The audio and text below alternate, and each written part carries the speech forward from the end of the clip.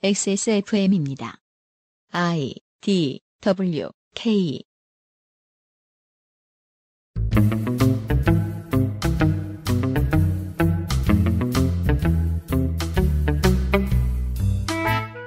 그것은 알기 싫다 특별기획 2018 국정감사 기록실 과학기술정보방송통신위원회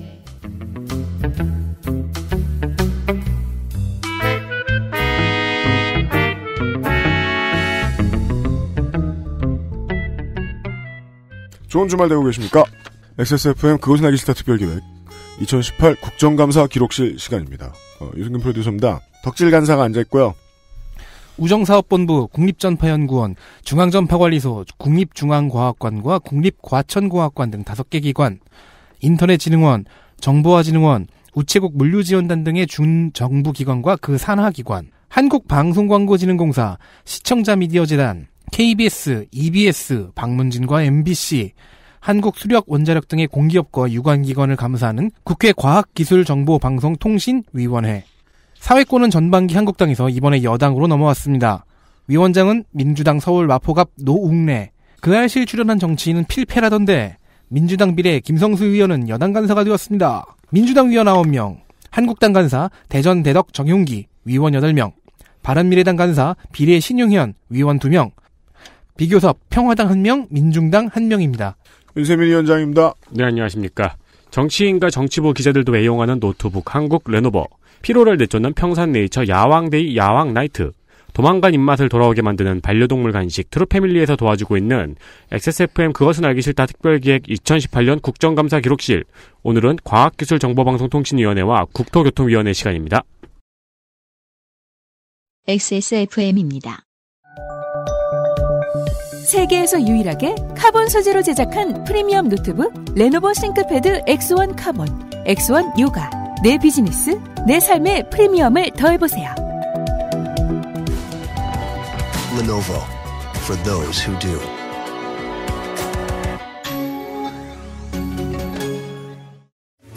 우리 가족 피부와 모질은 트루패밀리 마유와 홀스미트. 가장 수준 높은 반려동물 간식 트루패밀리. 사랑하는 가족에게 트루패밀리를 주세요.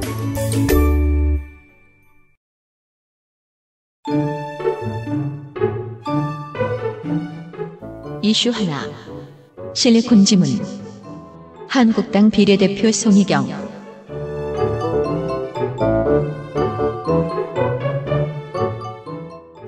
매니악 맨션 2 사운드 트랙과 함께 오늘의 첫 번째 이슈입니다. 아, 그거였군요. 아니죠. 매니악 맨션 2는 아니고 이게 텐타클 최후의 날이잖아요. 그래요. 매니악 맨션 텐타클 최후의 날이에요.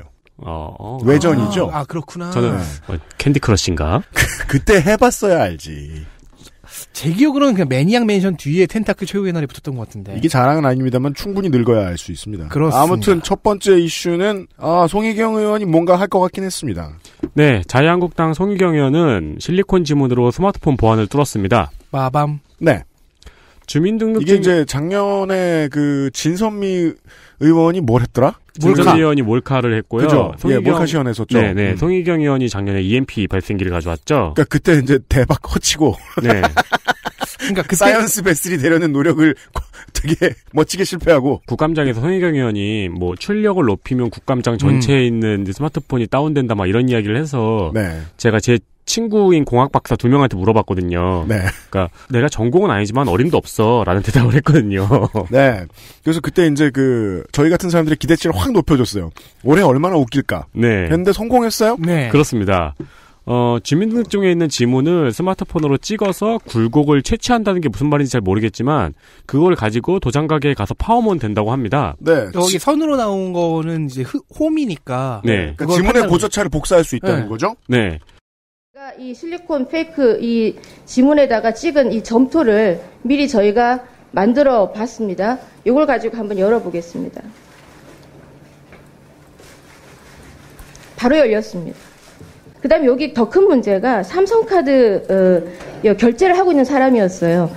여기 로그인을 지문으로 하게끔 되어 있는 거를 제가 또 해보겠습니다. 보이시죠? 화면이 바로 들어가서 117만 원을 결제할 수 있을 정도로 그냥 뚫려버렸습니다. 무슨 소린가 싶긴 하지만 어쨌든 간에 그 스마트폰으로 지문을 찍어서 그걸로 도장가게에서 파오면 된다고 합니다. 네. 그렇게 국감장에서 그렇게 만든 가짜 지문으로 아이폰을 뚫어서 실제 결제까지 했습니다. 근데 제가 이거 보고 좀 궁금했는데 아이폰 X는 아이폰 10이요? 얼굴 인식으로 얼굴이죠. 결제해요? 네.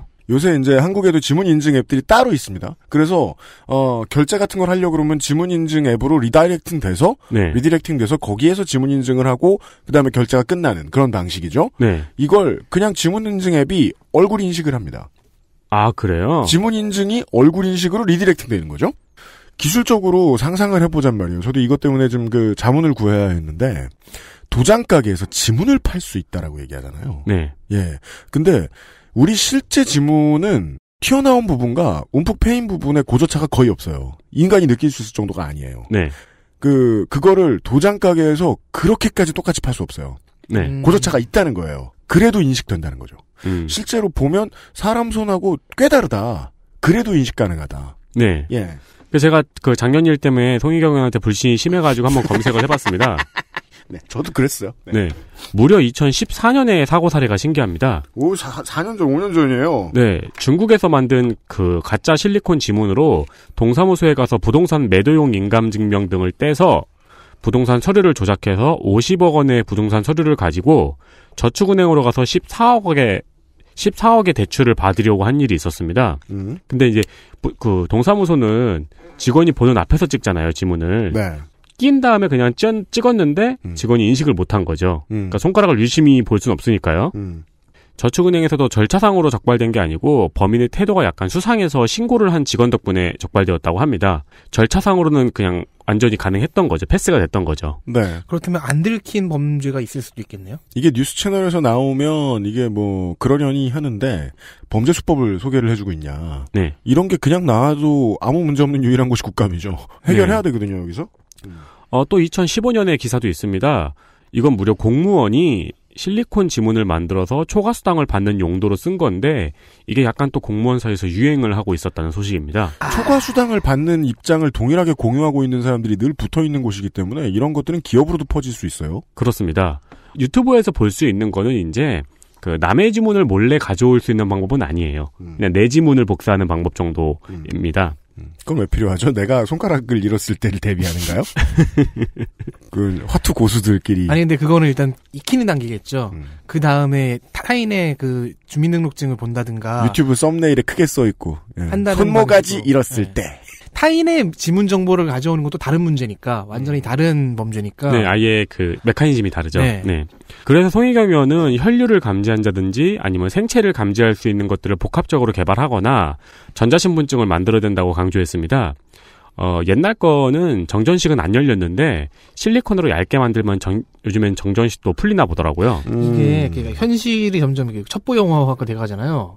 스마트폰에서 얼굴 인식이나 홍채 인식, 하다못해 지문 인식도 될 거라고 생각 안 했었는데, 점점 미션 임파서블화 돼가고 있는데, 그렇다면 홍채도 그렇고, 혈류 감지 등등 이것도 결국에는 파회법이 나올 거예요. 그, 영화 보면은 지문 인식하는 거 엄청 복잡한 기계랑 특수한 약품이랑 막 해가지고 그랬죠. 막 지문 따고 그러잖아요. 유튜브 보면 목공풀로예요. 그렇죠. 그래서 지금 미션 임파서블 같은 영화에서도 그 지문 인식을 파회하는, 그 보안을 파회하는 수법이 점점 단순해지잖아요. 그리고 송희경 의원은 추가적으로 쇼단이라는 곳을 이용한 해킹 위험성을 지적했습니다. 쇼다운이요? 쇼단. 네. SHODAN입니다. 네. 저도 처음 들어봐서 검색을 또 해봤어요. 이 쇼단은 전 세계의 IoT 기기, 그러니까 사물인터넷 기기죠. 이 사물인터넷 기기를 검색할 수 있는 검색 엔진입니다. 네. 송희경 의원은 국감장에서 한 사무실을 비추고 있는 CCTV를 보여줬습니다. 그러니까 해킹이 된 거죠. 네. 실제로 해킹이 됐는지 어떤지는 모르겠지만 약간 검색을 해봤는데 조금 너무 어려운 말이더라고요. 근데 이 쇼단이라는 거는 기본적으로 전문가들한테는 디바이스의 취약점을 알고 방어에 도움을 줄 수 있는 사이트라고 합니다. 그러니까 지금 구글에 쇼단을 검색하면은 쇼단으로 모의 해킹하는 가이드북들이 막 나와요. 이건 몇 년 전부터 돌아다녔습니다. 네, 근데 이게 해킹하라고 나와 있는 게 아니고 보안 전문가들 방어하라고 쓰라고 있는 겁니다. 네. 근데 지구의 수많은 사물인터넷의 비밀번호가 어드민하고 비밀번호가 1111이거든요. 그렇기 때문에 수많은 기계를 해킹할 수 있다고 합니다. 그렇습니다. 네, 그래서 이 쇼다는 요즘에 해커들의 놀이터라고 합니다. 이건 사실 없었던 적이 전혀 없는 이슈라고 저는 생각해요. 예, 새로 등장하는 것도 아무것도 아니고. 아니, 왜 우리 아주 어렸을 때만 봐도요. 부모님한테서 열쇠 훔치느라고 열쇠 비누에 찍어가가지고 열쇠집에 갖다 주면 복사해주고 그랬잖아요. 네네. 그런 걸 했어요, 둘 다? 아니, 제가 했다는 게 아니고. 쇼단이 최초 등장하기 전후에도 말이죠. 이게 상당수의 길거리 CCTV 혹은, 심지어는 무슨 경찰의 무전, 네. 이런 것까지도 거의 공개인 것처럼 접근이 너무 쉬워서 그런 것들을 들려주는 모아서 지금 무슨 소리를 하는지 들려주는 앱도 있었어요. 저는 그걸 ASMR 삼아서 자기도 했거든요. 경찰 무전을요? 네, 시카고 경찰 무전하고 있는 거. 그런 앱들이 있었어요. 자경단이야? 네, 그러니까 쇼단이 주는 개념이 그런 거거든요. 배트맨이잖아요. 그러니까요. 아니, 대여대벌이 이런 식으로 경찰 무전 듣고서 대신 출동하고 그러는데. 네, 세계 IoT 기기의 지도 같은 역할을 해준단 말이죠. 네. 예. 그런 얘기가 나올 때가 됐죠. 네. 그 다음도 이게 아주 오래된 고민거리인데 매년 나오고 있는 얘기고 사실 제가 봤을 땐 그다지 구체화되진 않은 것 같습니다.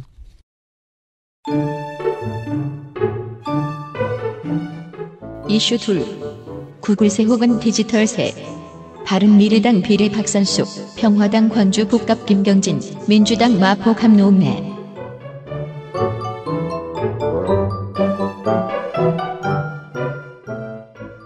작년 국가방송을 혹시 기억하신다면 그때 페이스북의 캐시 서버와 그 사용료 문제를 전해드린 적이 있습니다. 해당 이슈 말미에서는 김경진 의원이 애플 코리아와 페이스북 코리아의 매출을 질문했을 때 증인으로 나온 대표들이 우리는 모르고 본사가 안다고 대답해버려서 세금을 거둘 수가 없다는 결론이 나온 것도 사실상 어딜 가든지 그런 말을 하라고 사장 자리를 받은 사람들입니다. 금년에 바로 그 이슈가 본격적으로 나왔습니다. 이슈의 주인공은 매우 많습니다. 구글, 알파벳. 알파벳은 이제 구글의 지주회사죠. 구글의 지주회사. 그러니까 아주 못된 놈들의 부모. 못된 놈들이 임시로 만들어놓은 부모 같은 존재입니다. 네. 그리고 애플, 아마존, 마이크로소프트, 페이스북, 유튜브 등등의 글로벌 ICT 기업들입니다.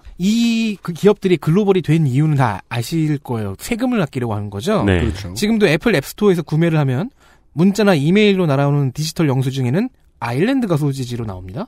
구글 플레이 스토어의 경우엔 싱가포르죠. 자, 수익이 있으면 세금이 있어야 됩니다. 그게 현대국가의 원리예요. 그런데 미국에서 자라난 이 글로벌 기업들은 세금이 조금 더 싼 주 혹은 국가를 찾아서 자기네 본사의 법인을 옮겨왔습니다. 일명 글로벌 텍스 미니마이제이션.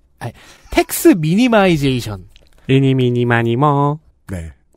말을 잘 못하겠을 때 하는 절대 안 자르겠구만. 네, 글로벌 텍스 미니마이제이션인데요. 그런데 이런 기업들은 각국의 인터넷 망을 쓰지 않습니까? 그러면서 영업이익을 내요.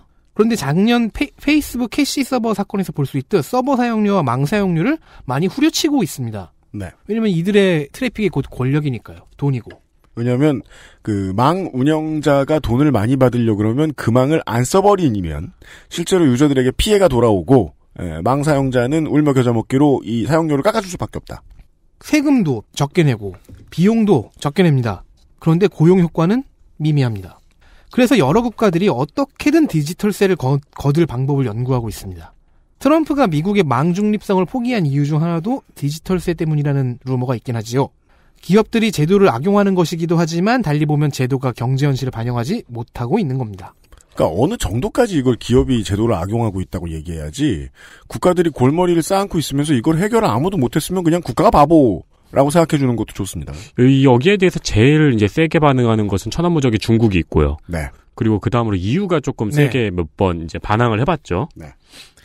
현재 한국에서 이 이슈를 열심히 파고 있는 의원실이 박선숙 의원실과 김경진 의원실입니다. 지금까지 제가 설명드린 내용을 박선숙 의원이 질의하면서 얘기를 했어요. 그러면서 김성수 의원과 박성중 의원도 많은 관심을 갖고 있다고 말했고요. 2년 전 2016년에는 당시 새누리당이었던 배덕광 의원 또한 관련 법안 개정을 발의한 적이 있습니다. 물론 효과는 미미했습니다. 정당과 진영을 가리지 않고 많은 의원들이 깊은 관심을 갖고 있는 거예요. 이 디지털세 이슈에서 일명 구글세라고도 불리는 이 이슈에서 가장 큰 문제는 김경진 의원의 작년 질의처럼 아무도 기업들이 각국에서 얼마나 벌어들이는지 이 국내 매출이 얼마인지 확실하지가 않다는 점입니다. 소득 신고는 이제 하고 있지만 그걸 신뢰하기가 힘들어요. 유영민 장관의 답변을 모아보면요. 과기부에서 추정하고 있는 구글의 한 해 매출 규모는 3조에서 5조 정도라고 합니다. 그런데 구글이 신고한 작년 매출은 2,600억 원이었습니다. 구글이 유튜브를 통해서 한국 국내에서 얻어가는 광고 매출만, 그러니까 유튜브를 통해서 광고 매출만 4천억 원이라는 말도 있습니다. 루머긴 합니다. 근데 이걸 토대로 계산을 해보면 한 해 5조 가까운 매출액이 나오긴 한다고 합니다. 일반적으로 제조업을 하고 뭘 파는지 얼마나 팔았는지가 분명한 업체에게 뭐 한 21%의 법인세 정도를 매겼다고 치죠. 21에서 25%. 네. 못 내도 1조를 내야 된다는 소리입니다. 구글이. 역산해보니까 5조 정도가 나왔는데 그게 과기부의 추정과 비슷하다면은 구글이 신고한 2,600억 원은 유튜브 광고 수익만도 못하다는 얘기죠. 하지만 2016년 구글이 한국에 낸 법인세는 200억이 채 안 됩니다. 다음해 2017년 네이버가 낸 법인세는 4,231억 원이었고요. 네이버가 지불한 망 사용료는 700억 원입니다. 같은 해 유튜브는 망 사용료를 내지 않은 것으로 알려져 있습니다. 네. 여기서 분노하면 안 됩니다. 이 이야기가 너무 복잡해서요. 몇 단계를 더 생각을 해보긴 해봐야 되는데요. 아무튼. 뭐 어쨌든 이런 식이니까 글로벌 기업들은 세금도 비용도 적게 내는데 국가에 어느 정도 매여 있는 기업들은 돈을 있는 대로 낸다. 각국에서 이제 역차별 이야기도 나오고요. 이런 식이니까 EU, 이스라엘, 인도 등에서는 디지털세 도입 논의가 진행 중이고요. EU는 어느 정도 도입을 한 것 같습니다. 영국 정부는 2016년 구글을 압박해 1억 3천만 파운드의 세금을 얻어냈는데 이조차도 적다는 비판에 직면했어요. 같은 해 인도네시아 세무당국은 구글에게 3억 8천만 달러의 세금과 과징금을 부과했습니다. 이 역시 인도네시아 국내에서 일부에 지나지 않는다는 지적을 받았습니다. 구글세라는 개념은 나온 지가 아주 오래됐는데요. 구글세라는 단어의 개념이 한 번 바뀐 적이 있어요. 처음에 구글세라는 개념이 나왔을 때만 해도 글로벌하게 사업을 펼치고 있는 디지털 아니라 ICT 아니라 거의 모든 업체에 해당되는 개념이었던 것으로 제가 기억을 합니다. 수출을 저렇게 많이 하고 해외 법인이 저렇게 많은데 해외 법인 쪽에서 내는 세금이 너무 적다는 거죠. 네. 각국이 다 나온 매출에 대해서 다 세금을 매기는 방법을 고민하면서 구글세라는 개념이 처음 나왔는데 예를 들어 우리나라의 막 현대삼성 이런 업체에도 다 적용이 되는 거예요. 수출이 많은 국가는 이 과거의 구글세의 개념을 반대할 수밖에 없게 된 거죠. 다른 방식을 써야 되는데 세금을 거둘 때 그래서 그런 방식으로 얘기를 한다는 거죠. 도피처 위주로 기업을 세우고 그곳에 이제 고용한 인력이 거의 없는 기업들을 상대로 세금을 매기는 방법. 에 대해서 고민하면서 구글세 개념이 바뀝니다. 네. 자, 그럼 이런 식의 ICT 기업들의 매출을 어떻게 객관적으로 잡을 수 있을까가 일단 첫 번째 질문이 됩니다. 지금 소개해드리는 건 애플과 구글 정도에 그치는 방법이겠지만 김경진 의원이 아이디어를 제공했습니다. ICT 기업들의 결제는 애플 아이클라우드나 유튜브 레드를 생각하시면 되는데 카드로 생겨지는 경우가 대다수죠. 따라서 국내 신용카드사들을 통해 결제 정보를 총괄하면 매출 총액의 역추산이 어느 정도 가능합니다. 유영민 장관은 이 아이디어를 듣고 나서 현장에서의 걸림돌이 될 요소들이 많이 떠올랐나 봐요. 국세청과 이야기를 해봐야 한다 뭐 이러면서 발을 빼려고 하는 모습이 보였어요. 하지만 김경진 의원이 계속 매달리면서 대통령에게도 건의하고 공동기구도 조직하고 국회에 만약에 오픈하지 못한다면은 안 해도 된다. 네. 라는 식으로 계속 달래서 약속을 받아냈습니다. 하지만 길은 멀죠. 아직 더 많은 전문가들이 이 아이디어를 갖고 또 한번 고민을 해봐야 될 겁니다. 너무 멀죠. 저는 이거 가지고도 저는 될 리가 없다라고 보고 있고. 이거는 설사 된다고 해도 첫발이죠. 네. 이 개념이 정립이 아직 덜 됐다는 거예요. 어느 나라 사람이 소비를 했으면 거기에서 이제 소비와 관련된 일정의 비율이 빠져나가고 세금이. 네. 그거 말고 어디에서 생산했을 때 그 생산한 지역에서 받아내는 세금이 있잖아요. 네. 보통 그게 커요. 그렇기 때문에 도피처들을 이용할 수 있는 거거든요. 특히나 ICT 기업들은. 그걸 제가 이 단어 기억나야 되는데. 내가 5초 내에 기억 못하면 딴 얘기로 넘어갈게요. 더블 아이리시 애너 더치 샌드위치. 엔든지 위든지는 기억이 안 납니다. 아이리시 더블 배럴 샷건인 줄 알았네. 이게 애플의 탈세 방식을 뜻하는 대명사 같은 단어예요. 한 3개 정도의 나라 중에 그 중에 하나는 그 도피처를 잡고, 그러니까 저 전문적으로 쓰이는 그 조세도피 국가를 잡고, 아닌 국가 2군데에서 서로 특허나 서비스 관련된 지적재산권을 사고 주고 받아요. 거기에서 세금이 발생하도록 하고 세금이 싼 나라로 보냅니다. 그리고 자기들끼리 돈을 빌려주고 뭐 되게 복잡해요. 아무튼 한 회사에서 일어난 일이긴 일이거든요. 네. 그중에 그 방법 중에 아일랜드에 2개의 회사가 있는 거고요. 애플에서는. 그래서 아일랜드는 할 말이 없어요. 적지 않은 세금을 벌어요. 그렇겠죠. 네. 아일랜드는 너무 좋아요. 네. 근데 해외에서 구글세 같은 걸, 그 애플세 같은 거를 막 심하게 해서 막 만든단 말이에요. 근데 그러면은 지금까지의 국가들의 법을 보면 결과적으로는 아일랜드만 세금 더 버는 경우가 많이 나올 수도 있다는 겁니다. 그 나라 국가의 사람들이 얼마나 많이 소비를 하든 간에. 이 고민은 시작 단계다.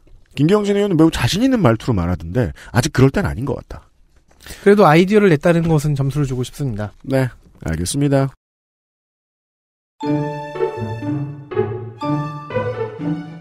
이슈 셋. 절체절명 지상파. 평화당 김경진, 민주당 비례 이철희.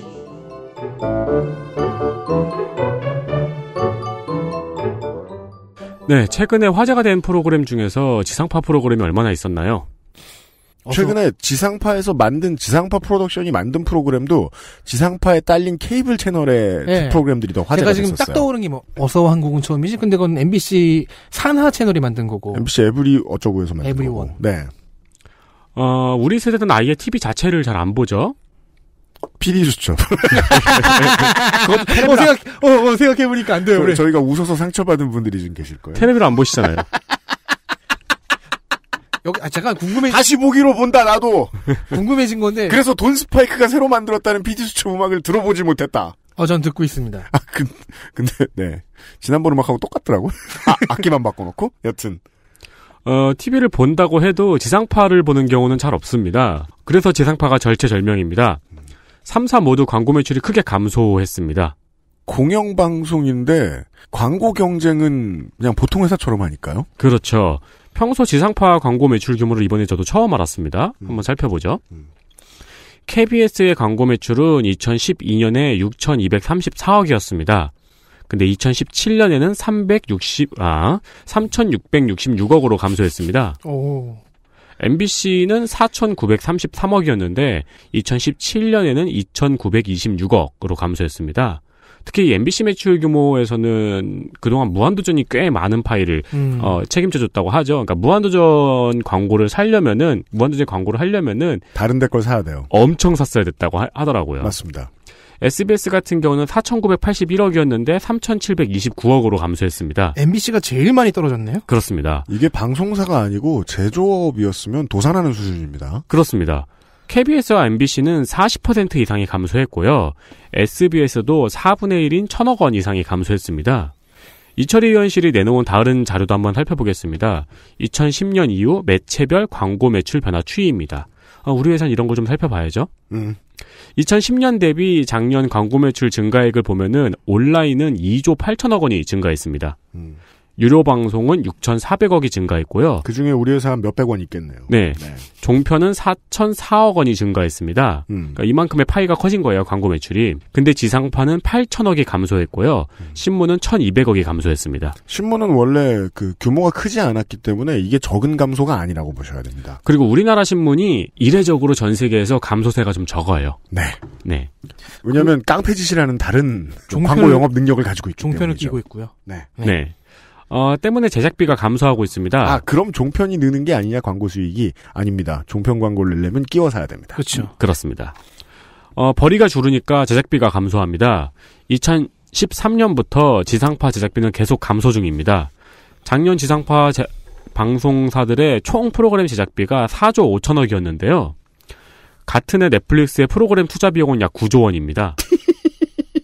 이럴 수 있을 거예요. 이건 비교하면 좀 안 되기도 해요. 왜냐하면 넷플릭스는 글로벌 비즈니스고 소비자가 너무 많기 때문에 비교도 안 되게. 그리고 이제 넷플릭스는 유료 방송 플랫폼이고요. 지상파 방송은 이제 광고 매출로 수익을 얻는 프로그램이니까요. 그렇다고는 해도 그러니까 미국의 지상파나 케이블들이 만드는 왕좌의 게임 같은 거는 일단 제외하고 초대작들은 제외하고 중견급의 그 드라마들과 넷플릭스의 중견급 드라마들을 보면은 확연하게 돈 들어간 차이가 보이죠. 이호성 방송통신위원장은 지상파 광고 수익이 연 1,650억씩 줄고 있다고 했습니다. 이 추세대로라면은 10년 내에 지상파의 광고 수익은 제로가 될 거라고 전망했습니다. 그러니까 방통위원장이 왜 이런 자극적인 소리를 하고 있냐면, 그럴 리는 없거든요? 그냥 지금 해결책이 안 나오면 안 된다는 생각이 드니까 얘기를 하는 거죠. 이 말하는 방식은 전형적인 그거잖아요. 국민연금 고갈. 네. 그러니까 그때까지 우리는 손가락만 빨고 있을 거야라고 하는 말이죠. 그럴 리가 없겠지만. 그래서 손가락 빨지 않고 있을 방안을 얘기해야 되겠죠? 그렇죠. 김경진 의원은 지상파가 없어지면 보도의 공정성을 어떤 시스템으로 담보할 수 있는가를 염려했습니다. 우리가 지상파가 과연 없어지면 방송 보도의 공정성을 시스템으로 어떻게 담보할 수 있을 것인가. 그리고 이철희 의원은 종편에서는 중간 광고가 허용되어 있고 지상파에는 없는 차별을 없애야 된다고 지적했습니다. 이 비대칭 문제는 풀어줘야 되지 않습니까? 종편에 대한 특혜를 없애든가, 다시 말해서 종편에게 허용해주고 있던 중간 광고를 없애든가, 아니면 지상파에서 맡고 있는 중간 광고를 허용하든가, 둘 중에 하나는 결론을 내야 되지 않습니까? MBC와 KBS의 구성원들도 내부에서 의견 차이가 있겠지만 저는 대다수가 중간 광고를 이쪽에도 허용하는 게 맞다라고 생각하는 거라고 보고 있습니다. 네, 이 중간 광고가 그래가지고 화두가 됩니다. 이호성 방통위원장은 이미 지상파 중간 광고에 대한 연구 용역을 마쳤다고 했습니다. 정보통신정책연구원의 연구 결과 중간 광고 허용 시 광고 매출이 최대 870억 원이 증가한다고 합니다. 그렇지 않을 거라고 저는 생각하는데요. 왜냐하면 앞으로도 계속 줄어들 거기 때문에. 네. 이게 지난 이명박근혜 9년간의 가장 큰 손해 중에 하나입니다. 공영방송의 역할과 퀄리티가 어마어마하게 떨어졌다. 그렇죠. 예. 그 퀄리티를 보장해주는 사람들이 다 종편으로 빠져나갔고. 근데 시장의 입장에서는 공영방송이 특혜를 보는 거를 굳이 이렇게 당연하다는 듯이 여겨줘야 할 이유가 없어요. 자기들은 먹고 사느라 무진장 노력 중이거든요. 네. 그래서 뉴스원하고 연합뉴스 보면 가끔씩 서로 디스하는 기사들 보는 게 재미있거든요. 왜냐면 시장 입장에서 보면 뉴스원한테는 그냥 시장의 상대인데, 뭔가 변칙으로 인해서 특혜를 많이 받고 있는 시장의 상대거든요. 그러다 보니까 신문하고 종편하고 YTN이나 이런 뉴스 채널 이런 데에서 지상파 중간 광고 얘기할 때 보면 무진장 비관적으로 얘기해요. 네. 지상파 중간 광고가 있는 것이 좋겠습니까? 라는 설문을 해요. 그게 재밌는 포인트예요. 그 질문을 하는데 누가 예스라고 합니까? 내부인들 아니군 예스라고 안 해요, 아무도. 그냥 없는 게 좋다라고 하지. 큰 관심이 없을 수도 있고요. 예, 굳이 그런 설문조사를 한 걸 막 뿌립니다. 지상파가 살아남으려고 쓸데없는 발악을 하고 있다라고요. 일주일 뒤인 18일 바른미래당 신용현, 자유한국당 정용기, 송희경 의원은 박문진의 현재 지상파의 쪼개기 방송을 지적했습니다. 그러니까 최근에 TV 보시면 1시간짜리 방송을 30분으로 쪼개서 중간에 광고가 잠깐 들어가죠. 라디오의 관행은 이렇습니다. 2시간짜리 방송인데 1, 2, 3, 4부라고 굳이 붙이거든요. 그렇죠. 법적으로 그렇게 하는 거예요. 예, 편법인 겁니다. 그래서 네. 편법인 거죠. 네. 예, 이 4부랑 3부는 다른 방송이니까 이 광고는 중간 광고가 아닙니다. TV도 그렇게 하는 거고요. 최근 들어 이제 공중파가 1시간짜리 방송을 30분으로 쪼개거나 그런 식으로 나가죠. 예를 들어 골목 식당이야. 저게 1, 2부 사이에 광고가 있다는데 광고가 하나 둘밖에 없어. 왜 없을까? 더 넣으면 중간 광고라고 눈치 줄까봐. 그래서 겁나서. 이제 요즘 지상파 프로그램을 다시 보기를 보면은 중간에 이렇게 잠깐 교차되는 부분이 있죠. 네. 네, 거기가 이제 본방으로 보면은 광고가 들어갔던 부분입니다. 그게 이제 역사적인 DNA예요. 중간 광고가 뭔가 죄악처럼 여겨지니까 그거를 안 하는 것처럼 보이려고 애를 쓰는 거예요. 편법으로 이렇게 중간 광고를 하고 있다는 거를 바른미래당하고 자유한국당에서는 지적을 한 거예요. 그리고 방통위 국감에서는 지역방송이 위기라는 지적도 있었거든요. 지상파 뉴스는 지상파 중간 광고 허용을 가닥이 잡혔다는 기사를 내보내고 있어요. 종편 뉴스에서는 지상파의 쪼개기 방송이 국감에서 지적됐다는 기사를 내보내고 있어요. 그리고 지역방송에서는 지역방송 위기에 관한 뉴스만 전하고 있습니다. 이 세 가지의 관점이 모두 이명박이 만들어낸 신세계의 결과입니다. 네. 예. 종편은 종편대로 없던 경제 구조를 갑자기 잡아먹었고, 지역방송은 철옹성같이 운영되다가 갑자기 돈이 다 끊겼고, 거의 다 끊겼고, 네. 그리고 지상파는 실력 있는 인재들을 많이 잘라냈거나 잃었고. 그렇죠. 예, 이런 결과들이 지금 나오고 있는 상황인데, 이철희 의원의 지적은, 그러니까 김경진 의원과 이철희 의원의 지적은 이거죠. 공영방송이 없어진다는 건 말도 안 되고, 그리고 공영방송은 그게 몇 개가 됐든 인기가 있어야 된다. 그렇죠. 사람들이 평소에 보고 있을 만큼 인기가 있어야 된다. 네네. 예. 그전엔 그게 PD 담보가 수첩은 존재해야 한다. 예. 그전엔 그게 담보가 됐는데 이젠 담보 안 되는 세상이라는 거죠. 그래서 그러니까 가장 가까운 미래에는 그런 디스토피아가 느껴지는 거예요. KBS나 MBC가 흡수 통합이 되는 경우.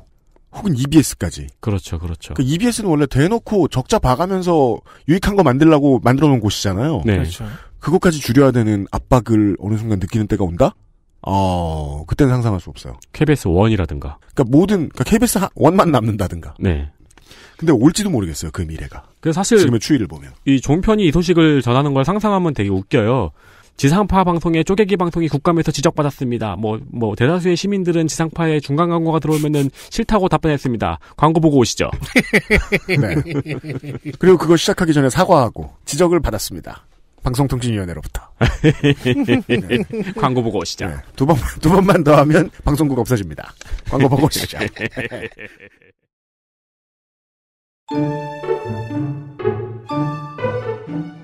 이슈 넷.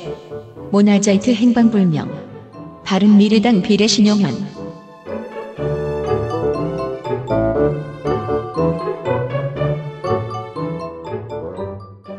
침대 얘기입니다. 나 이거 왜 웃으려고 그래. 침대 얘기입니다. 아니죠. 음이온 하면 웃는 게 사실 여기서는 당연한 거예요. 네. 음이온이라는 단어는 한국과 일본에서 참 많이 고생을 하고 있습니다. 그렇군요. 그 기초화학을 한번 공부해 보겠습니다. 네. 원자가 이온으로 변할 때 전자를 얻으면 음이온이 되는 거고 보통의 음이온은 상온의 대기에서는 불안정해서 양이온과 결합해 금방 사라진다고 합니다. 네. 제가 여기까지 물리화학을 배웠습니다. 이렇게만 얘기하면은 저도 못 알아들으니까요. 말을 한 저도. 그래서 제가 저 과탐 40점 중에 15점쯤 맞았습니다. 예를 한번 들어보겠습니다. 자, 소금이 물에 녹아요. 그러면은 소금을 그러면 백종원 씨가 좋아합니다. 아니, 소금은 염화 나트륨이잖아요. 맞아요. 그러면 녹아서 소금을 구성하던 염소와 나트륨이 분리가 되는데 맛있어집니다. 이때 전자를 잃는 쪽은 나트륨 원자거든요. 그래서 나트륨 원자는 잃었으니까 양이온이 되고요. 전자를 얻은 염소 원자는 음이온이 됩니다. 만약에 이 소금이 상온에서 분해가 된다면은 잠시 후에 다시 다른 음이온, 양이온과 결합을 해서 사라지겠죠. 그리고 그냥 이 정도에 불과한 음이온이라는 단어는 갑자기 이상하게 일본에서는 다른 이제 원소와 결합하지 않고 유사과학과 결합을 해요. 네, 그래서 음이온이 안 없어진답니다. 어쨌든 유사과학과 결합한 이 음이온이 몸에 좋다는 얘기는 일본에서는 피가 성격과 결합되죠. 네. 한국에도 흘러 들어오게 됩니다. 가까우니까요. 이 유사과학 이론에서는 음이온 하는데 무슨 원소의 음이온인지는 거의 말하지 않고요. 음이온이라서 건강에 좋다고 합니다. 네, 맞아요. 음이온이 왜 건강에 좋은가? 근거로는요. 주로 에르테게 박사라는 사람이 연구 결과가 거론되는데요. 그런 사람은 없습니다. 아유, 일본은 하여간 다 섭케로 장사를 하려고 에르테게 그래. 박사는 존재한 적이 없는 허구의 인물이거든요. 그 일본에서 온 유사과학 중에서 제일 웃긴 건 숙변이에요. 그걸로 아직까지 장사하는 사람 되게 많아요. 맞아요. 네. 그 개념이 상존한다면 인간은 늙을수록 병원이 되는 거예요. 그렇죠. 장은 죽은 거고요. 썩고 있을 거고요. 네. 자, 이 유사과학의 끄트머리에 음이온 유사과학의 끄트머리에 대진침대 라돈 검출 사건이 있습니다. 다들 네. 한 번쯤 들어보셨을 것입니다. 비웃을 수 없는 게요. 이거 비웃으려면 진작에 비웃었어야지. 자, 음이온이 어쨌든 마케팅에 도움이 돼요. 그래서 음이온을 배출한다는 파우더를 침대에 뿌려서 판 겁니다. 그렇죠. 자, 근데 생각해봅시다. 음이온을 배출하려면 그 물질이 원자 단위로 쪼개지고 있어야 되잖아요. 상온에서 붕괴해야 된다는 얘기입니다. 그런 물질이. 상온에서 분자 구조가 붕괴해서 원자 단위로 쪼개지는 물질의 대부분은 우리가 방사성 원소라고 부릅니다. 야, 다행이네요. 아직까지 다 알아들을 수 있는 얘기로만 나와서. 대진 침대가 뿌린 파우더의 원료는 모나자이트라는 방사성 원소였습니다. 일부 기자들은 원소가 아니죠. 모나자이트는 소량의 우라늄과 토륨을 포함하고 있는 방사성 광물입니다. 일부 기자들은 이것을 자꾸 모자나이트라고 모자를 쳐서 어머니와 아들의 밤? 되게 이거 무슨 그 건전한 콜라텍의 이름 같기도 한. 자, 최근 5년 동안 모나자이트는 방금 전에 옆에 때에 모자나이트라고 발음할 뻔했잖아요. 네. 검색해보세요. 모나자이트입니다. 네. 최근 5년 동안 모나자이트는 한 곳의 수입 업체를 통해 들어왔고요. 네. 총 66곳의 제조업체로 흩어졌습니다. 기존에 알려진 총량은 2,960kg이었다고 하지만은 신용위원 의원이 데이터를 분석해서 알아낸 총량은 4.5톤이었습니다. 네. 한국에 4.5톤의 모나자이트가 들어왔던 거죠. 제조업체 66곳 중에서 9곳은 폐업을 해서 이들이 보유하고 있었던 모나자이트의 행방이 묘연해졌습니다. 관련 자료가 제대로 없는 상태로 폐업을 했거든요. 이렇게 행방불명된 모나자이트의 양은 3.3톤입니다. 3.3톤의 모나자이트가 지금 한국에 어디 있는지 모릅니다. 창고에 있는지, 뭐 아니면 어떤 제품이 팔려나갔는지. 2013년에 천연 방사성 물질 취급자 등록 제도라는 게 시행이 된 적이 됐어요. 이 제도에 의해서 원자력안전위원회는 모나자이트 같은 방사성 물질을 구입한 업체가 있잖아요. 무엇을 위해 구입했는가, 구입 용도와 그 유통 경로 이런 것들을 파악해야 됐습니다. 하지만 하지 않았죠. 66개 업체 중에서 핵 원료 사용 물질 신고를 한 업체는 7곳에 불과했거든요. 그리고 재미있게도 모두 2016년 이후 일정 중량 이상을 구입한 경우였습니다. 즉 일정 중량 이하를 구입했거나 아예 2016년 이전에 구입한 업체들은 신고도 실태 파악도 안 된 것이고요. 그런 업체 중에서 기록을 부실하게 남기고 폐업한 업체들이 있는 겁니다. 그나마 신고가 된 7곳도 어디는 사용 목적이 불분명하거나 어디는 생활 제품을 생산하거나 어디는 친환경 제품을 생산하거나 어디는 건강 관련 제품을 생산하는 중구난방 뭔가 두려운 이야기를 하고 있다고 합니다. 이 중에 상당수가 실버 산업 소매 관련 업체들로 넘어갔습니다. 사우나 가서 보는 상당히 많은 생활용품들. 네. 예. 거기로 넘어갔고. 사우나니까 게르마늄 생각나. 또한 신현현 의원이 지적하는 거는 이 방사성 물질 관련된 안전법이 16년, 11년 전에 처음에는 11년에 등장했는데 이 법이 나오기 전에는 수입을 했는데 그냥 뭐 광석 이렇게 적고 좋다는 거예요. 11년에 처음 법안의 아이디어가 나왔고 13년에 제정이 되었고 16년에 뭐 개정이 되었나 그랬어요. 그리고 그 물류 관리의 프로세스를 알고 있거나 실제로 관리했던 사람들이 지금 그 자리에 있지 않을 가능성이 훨씬 높잖아요. 네. 예, 모르는 겁니다. 그리고 담당해야 되는 한국 원자력 안전위원회는 사실상 일을 안 하고 있었다는 게 드러났죠. 네. 그리고 이렇게 처음 법이 생긴 지 얼마 안 됐으면은 이런 문제가 있어서 민원이 들어오면 서로 등 떠밀잖아요, 계속. 네, 저기 가보세요 하면서 뺑뺑이를 많이 돌리는 상황을 아마 박선숙 의원실도 체크를 하고 있지 않았겠느냐. 신용현 의원실도. 네. 네. 하지만 그게 슬프게는 라동검출 사건으로 나왔으니까. 네. 그래서 그 침대 위에서 자면 피폭이 되는 거예요? 그렇죠. 이 경우에는 외부 피폭도 아니고 바로 옆에서 방출되고 있으니까 사실상의 내부 피폭이에요. 신용현 의원은 이제 화학자는 아니고 물리학자 출신입니다. 고체 물리학을 석사 때 전공하셨더군요. 네. 이 다음에 다음번에 총선 때는 화학자 출신도 좀 들어봤으면 좋겠어요. 네. 여튼. 근데 왜 컴퓨터 전문가 들어와가지고 관련 일 하나도 안 했잖아요. 그렇죠. 네. 당대표하고. 대선 주자급은 됐고요. 네. 그냥 의원 일 충실히 할 사람으로 화학자 한 명 들어왔으면 좋겠어요.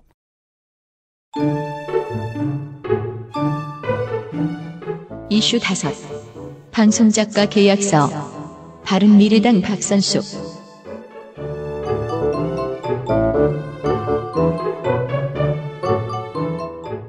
KBS에는 방송작가가 691명이 있습니다. 많죠? 네. 이 중에서 KBS와 고용계약서를 작성한 방송작가는 13명입니다.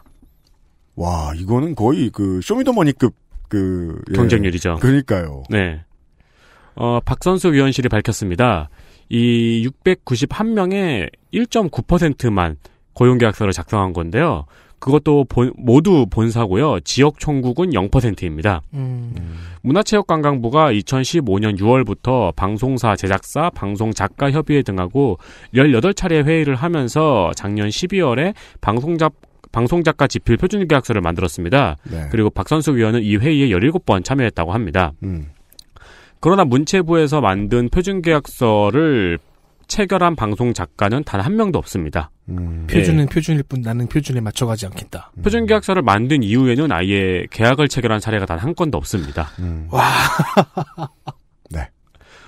그렇다면 지금 계약을 하고 있는 1.9%는 기존 계약서로 체결이 되어 있는 거죠. 네, 이 기존 계약서와 현재까지 한 명도 체결하지 않은 표준 계약서를 살펴보겠습니다. 보죠. 먼저 기존 계약의 해지입니다. 계약의 해지 부분. 기존 고용계약서에는 방송사가 계약을 유지하기 어려운 불가피한 사정이 발생하여 상호 합의에 의해 계약이 해지한 경우 계약의 해제 또는 해지는 손해배상의 청구에 영향을 미치지 않음. 이게 기존 고용 계약서의 계약 해지 조항이다. 네, 계약 해지는 방송사의 필요에 의해서 발생하는 거죠. 표준 계약서는 작가의 책임이 없음에도 불구하고 방송사 또는 제작사가 계약 내용을 임의로 변경, 취소하는 행위를 금지, 작가의 원고 집필을 중지시키는 행위 금지, 원고인들을 거부하는 행위 금지로 변경되어 있습니다. 이 정도 권리도 없었다라는 거고요. 그렇죠. 그리고 이제 계약의 해지 사유에 있어서 작가의 책임과 방송사의 책임이 둘 다 명기되어 있죠. 네. 그리고 저작권 및 2차 이용에 대한 사항입니다. 네. 기존의 용역계약서는 용역의 결과물과 함께 2차적 저작물과 저작권까지 모두 KBS에 귀속됨. 사실 이게 더 큰 도둑질인데요. 그러니까 다른 창작 업계에서는 이런 걸 세 글자로 도둑질이라고 하죠. 이 문제를 저희가 예전에 대문장가하고 한번 다룬 적이 있었죠. 네. 네. 표준 계약서에는 저작권법 등 관련 법률에 따르되 원고료, 제작비, 기여도 등을 고려하여 달리 정할 수 있으며 2차적 저작물에 대한 사용은 별도 계약에 따라 작가에게 사용료 지급. 2차적 저작물에 대해서는 그러니까 웹툰 할 때도 얘기했었네요. 네, 무진장 욕먹고 웹툰 업체들이 바꾼 거예요, 최근에. 네. 근데 방송사들은 쳐다도 안 봤을 가능성이 높다는 거죠. 이 표준 계약서를 써야 2차 저작물에 대한 별도 계약을 쓸 수 있는 필요성이 생기는데 네. 안써되는 거 아니에요. 그렇죠. 사실상 이게 KBS에선 가장 크리티컬했을 거예요. 왜냐면 그동안 2차 저작물 마음대로 쓴 다음에 그거에서 발생하는 추가 지출과 추가 업무가 없었거든요. 네. 돈을 나눠줄 필요도 없었고요. 그렇죠. 근데 그나마도 1.9%니까. 한편 국감에서 이 지적이 18일에 있었습니다. 근데 25일 YTN에는 이런 기사가 있습니다. KBS 방송작가 집필 표준계약서 도입 시행. 네. 위원회가 잘 갈궜나 보네요. 네. 네, 뭔가 딜링을 아주 살벌하게 했던 모양입니다. 네. 네. 앞으로 시행하겠다고 막 자랑하고 있어요. 올바른 문화를 정착시키겠다. 이게 큰 방송사 거의 다 이러는데요. 예를 들어 역할들을 생각해 보자고요, 내부에서. PD들은 하지 않는 일이 없어요. 네. 방송을 처음부터 끝까지 책임지는 사람이니까 섭외하고도 일하고 섭외 관련된 일도 본인이 직접 하고 진행도 막 직접 껴들고 예를 들면 마리텔에서 허건날 맡고 있는 PD 이 사람도 하는 일이 엄청 많다는 거죠. 네. 그 밑에서 그것과 가장 비슷한 일을 수행하는 사람들이 작가하고 AD들. 그렇죠. 이에요. 네. 근데 PD만 정규직이고 작가하고 AD들은 파리목숨이거든요. 네. 작가하고 AD라고 써있긴 써있는데 실제로는 하는 일이 너무너무 많고 다양하더라고요. 네, 네. 예. 프로그램의 성격에 따라서 그러니까 같은 예능이라도 이게 리얼계 버라이어티냐 아니면 스튜디오 내에서 만드는 버라이어티냐에 따라 또 역할의 형태가 또 다 달라지잖아요. 그러니까 최근에는 이제 스텝이 방송에 전면으로 많이 등장을 하잖아요, 출연자로. 근데 보고 있으면 사실 PD의 역할과 작가의 역할이 그렇게 크게 다른 것처럼 보이지가 않아요. 많이 겹치긴 하죠. 따라서 이제 그런 얘기 하더라고요. 어떤 오랫동안 일하신 PD분에게 들어보니까 방송을 책임지는 사람도 아닌데다가 어떤 방송이 끝나면 그 작가랑 일을 안 하게 되는 경우도 있다. 네. 그럼 다음번에 또 그 작가랑 일을 할 때도 있잖아요. 제가 생각하는 건 그거예요. 그럼 그때그때 계약서라도 쓰라고. 이 방송이 오랫동안 지속되는 동안 작가 일을 수행한다. 이런 거라도 쓰라고. 네. 근데 그도 아니면 그러면 합의라도 했어야 되는데 사실 전 제일 고약한 거는 이 과정 속에서 제일 고약한 거는 어떤 일을 언제까지 하고 어떤 일을 해달라라는 합의가 작가들하고 이루어지지 않았다는 게 저는 제일 마음에 안 드는 것 같아요. 그러니까 이게 되게 첫걸음 중에 첫걸음이 뭐냐면은 이제 이 다음으로는 작가가 얼마를 받느냐를 봐야 될 거예요. 그렇죠. 그리고 작가의 노동 시간이 어떻게 되냐를 봐야 될 거고 그 다음으로 이제 새끼 작가하고 메인 작가의 차이점을 또 짚어야 돼요. 새끼 작가들은 사실 업무 시간이 따로 없고 새벽 2시에도 대리운전하러 나간다는데요, 그리고 이제 그런 것들을 전부 다 산출할 수 있는 시스템도 전혀 없고 하니까 사실 이 계약서가 첫걸음 중에 첫걸음이에요. 네. 계약서 쓰는 문화를 정착하려면 할 일이 정말 많을 겁니다. 특히나 큰 회사는 더더욱이요. 과방위 이슈를 보셨습니다. XSFM입니다.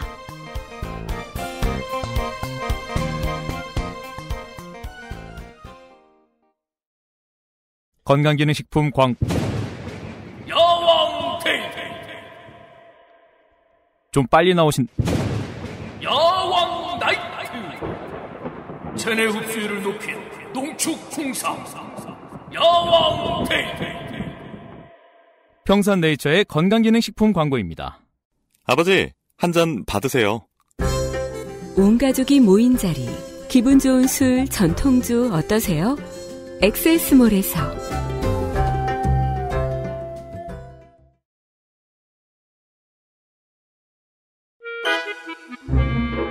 장면 하나. 헤이 클로이. 한국당 서초을 박상중.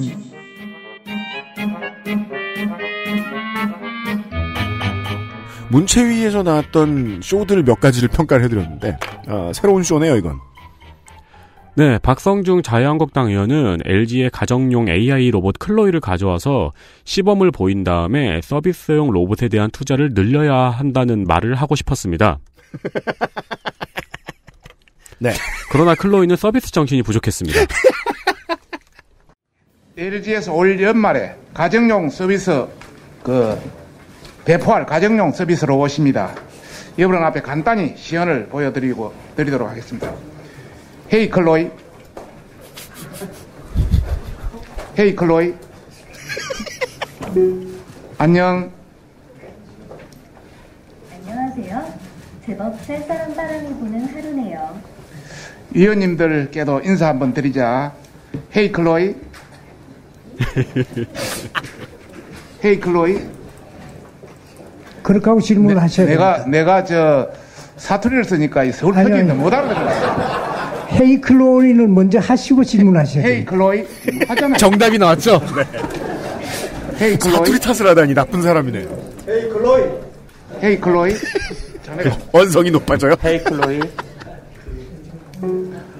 뒤로 돌아. 그 중간에 헤이 클로이 한 거 있잖아요. 네. 그 옆에 딴 데 있던 의원이 한번 크게 외쳐본 거예요. 이 국회의원의 습성이 나오죠. 언성 높이면 듣는 줄 안다. 참고 로봇이 대답을 안 해? 아니 우리는 시리아 관련 방송만 해도 그렇게 난리가 났는데. 그러니까. 그리고 박성중 의원은 자기 자신의 그 방언을 탓했는데 방언 탓 아닙니다. 네. 그리고 솔직히 말하면은 이 정도면은 인식률 똥망이에요. 장면 둘. 김경진의 허세.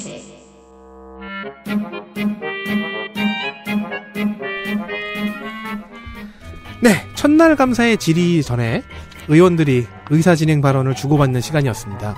그 김성태 의원, 그러니까 비례 김성태 의원이죠. 김성태 의원부터 시작해서 의원들은 김경수 지사, 송인배 비서관 등 드루킹 관련인들을 증인으로 불렀어야 했다. 네이버 이혜진 의장을 증인으로 불렀어야 했다. 왜 이 사람들은 불출석하느냐. 이런 거 가지고 이제 티격태격하고 있었습니다.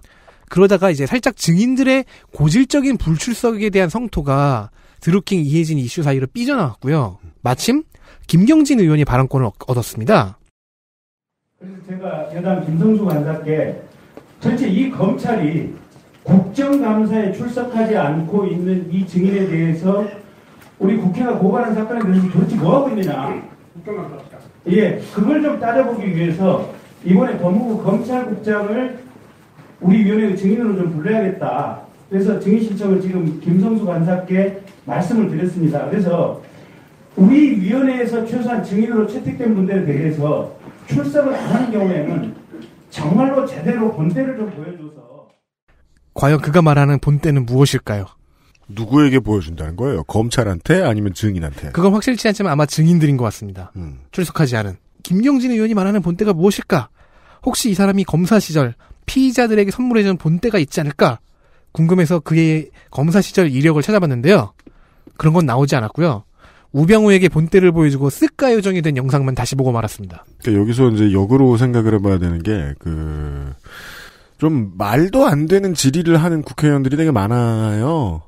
근데 그것 때문에 그 불려 나온 증인 한 사람이 아니라 관련 자료를 준비하느라 밤을 샌 그 공기관이나 공사의 직원들 혹은 관련 업체의 직원들이 다 고생하거든요.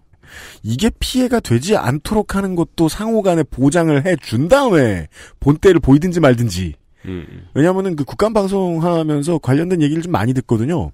국감 때문에 죽고 싶다. 이런 얘기하는 이제 공기관의 직원들이 되게 많아요. 그렇겠죠. 자료들 한 번에 엄청 요청하고 그리고 요청하는 자료도 되게 그러니까 생각 없이 요청하는 경우도 있잖아요. 그래서 네. 그런 그 기관의 직원들이 칭찬하는 의원실들은 정말 칭찬받아야 되는데 그런 건 또 알 수가 없어요. 네. 그러니까 되게 젠틀하게 딱 필요한 것들을 정확히 조사해서 짚어서 요 정도만 준비해달라고 하는 그런 의원실들이 몇 없어요. 있긴 있는데 몇 없어요. 네. 사실 이번에도 그런 얘기 나왔잖아요. 뭐를 전부 다 달라고 했더니 어느 캐비넷에 있는지 모르겠다는 답이 돌아왔다. 그러니까 이거는 실무자 아니면 사실 누구 잘못인지 섣불리 말하기 힘든 거예요. 그리고 디테일을 보았으면 그 국회의 보좌관들이 무진장 고압적이고 무식하게 나왔든지 그랬을 가능성도 충분히 엿봐야 되거든요. 제가 이 김경진 의원이 질의하는 걸 보면서 그런 생각이 들었어요. 혹시 의원들이 못한 건 없나도 좀 생각을 해봐야 된다. 끌어낼 때는 그냥 고압적으로 끌어내면 안 되는데. 예. 그렇고요. 노래방이요? 장면 셋. 노래방.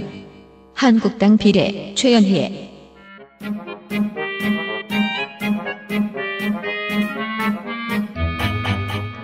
네, 자유한국당 최연희 의원은 양승동 한국방송공사 사장이 세월호 사건 당일에 노래방에서 법인카드 사용 내역이 있다는 걸 지적했습니다. 그러면서 그날 노래방에서 놀았냐고 물었는데 양승동 사장은 노래방에서 내가 결제는 했지만 노래방에 간 기억은 없다는 답변을 했습니다. 카드를 주었다 뭐 이런 얘기를 안 했네요? 뭐랄까 결제한 것은 팩트지만 난 노래방을 간 기억이 없다고 계속 우기는 장면이 반복되었습니다. 만취했었다. 그렇죠. 보통 그거는 너무 즐거웠을 때 얘기인데. 법인카드로 결제만 됐다 이 말인가요? 뭐 결제는 한 것으로. 예. 그럼 본인이 갔단 말입니까? 안 갔단 말입니까? 확실히 답변해 주세요. 노래방에 본인이 안 갔다는 거예요? 그날 노래방에서 저를 보거나 제가 노래한 것을 목격한 참석자가 그러니까 노래방에는 갔는데 노래를 안 했다는 겁니까 지금? 제가 뭐 말씀드릴 수 있는 것은 제 법인카드가 결제됐다는 사실이고요. 아니 그 대답을 하세요. 노래방에 갔습니까? 왜 그걸 대답을 안 하세요? 그 부분 뭐 위증에 걸릴까 봐 안 하는가요? 노래방에 갔느냐? 대답하세요. 그 부분은 정확한 기억이 없습니다. 기억이 없다. 그러면 노래방에는 갔는데 노래는 안 했다. 이렇게 주장하시는 건가요, 지금? 제가 노래한 사실이 없고요. 이용을 즐긴 적 없습니다. 그리고 그러니까 노래방에는 갔는데 노래는 안 했다. 이 얘기네요, 지금? 그죠? 제 법인카드가 사용된 건 맞습니다. 예, 그러니까 아니 진짜 이해할 수가 없네. 그럼 그 법인카드를 누가 긁었단 말인가요? 대답하세요, 빨리. 시간 가잖아요. 다시 한번 질문해 주십시오. 참. 시간이 간다는 얘기를 듣고 비상한 아이디어를 떠올렸네요. 네. 질문을 다시 하게 하자. 최연희 의원과 이 양승동 사장은 한때 이 비슷한 위치에 있던 인물들입니다. 최연희 의원은 이 네. 코레일의 루시퍼 출신이죠. 코레일에다가 칼질을 열심히 하던 그런 인물. 예. 이 사람도 비슷한 사람인데 이제는 공수 입장이 돼가지고 네. 신났네요. 최연희 의원이. 그 양승동 사장 입장에서는 갔다고 해도 문제, 안 갔다고 해도 문제긴 한데 네. 그냥 죄송하다고 했으면 금방 그래서 끝났을 것을. 양승동 사장은 요런 방식의 물타기를 선택을 했죠. 최연희 의원의 질문은 노래방을 갔느냐 안 갔느냐였고 양승동 사장의 중간 답변은 노래를 안 했다. 네. 그리고 나중에 한마디 그렇게 유흥을 즐긴 적 없다. 즉 재미없었다. 나는. 노래도 못하고 난 존재감이 없었다. 아니면 잤다. 술을 너무 많이 마셔서. 네. 끊겼다. 계산할 때만 일어났다. 근데 네. 이제 계속 이런 식으로 답변을 하니까 위원장이 그 의도적으로 시간 끌었다고 하면서 시간 다 가는데 마이크 다시 켜줬거든요. 아무튼 박근혜 정부의 그 공기업 계약의 선봉장이었던 최연희 의원이 세월호 당시의 일들을 끄집어냄으로써 그 당시의 적폐를 꺼내는데 도움을 줬네요. MBC 얘기입니다, 이번에는. 장면 넷. MBC 100명 퇴출설. 한국당 박대출, 김성태, 최연희.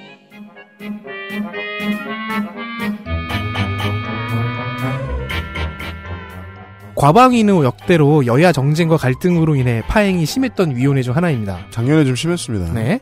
일명 식물위원회의 당당한 일원이죠. 이유는 간단합니다. 방송과 통신이 소관 업무에 들어있기 때문입니다. 그래서 KBS와 MBC가 피감기관이 나른 어느 한쪽에서 100%에 가까운 확률로 방송장악을 외치는 게 연례 행사입니다. 네. 식순에 있을 것도 같아요. 작년, 재작년은 여당에서 그런 얘기를 했었어요. 네. 그렇죠. 방송장악을 외칠 시간입니다. 자리에서 일어나 주십시오. 야당 의원 퇴장할 시간입니다. 자리에서 퇴장해 주십시오. 그러니까요. 박대출, 김성태, 최연혜 의원이 이번에 그 방송장악을 외치는 역할을 맡았습니다. 근데 최연혜 의원은 소위 MBC 100명 퇴출설을 같이 주장했습니다. 네. 앞에 박대출, 김성태 의원은 그냥 잠깐 언급한 정도였는데요. 최연혜 의원은 이 100명 퇴출설을 비판 근거로 삼을 정도로 중하게 다뤘습니다. 루머의 근원은 박문진 소속의 이사인 최기화 이사입니다. 최 이사는 어떤 사람이냐? 김재철과 김장겸 MBC 체제에서는 홍보국장 겸 대변인을 시작으로 기획국장, 보도국장, 기획본부장을 두루 지낸 인재입니다. 2015년에는 언론노조의 그 비판 보고서를 찢어서 쓰레기통에 버린 행위 때문에 이게 유명하죠. 중앙노동위원회에서 부당노동행위 판정을 받았고요. 2016년 2월엔 여론조사 왜곡 의혹을 취재하는 기자에게 욕설을 한 적도 있습니다. 이것도 유명합니다, 이 사람.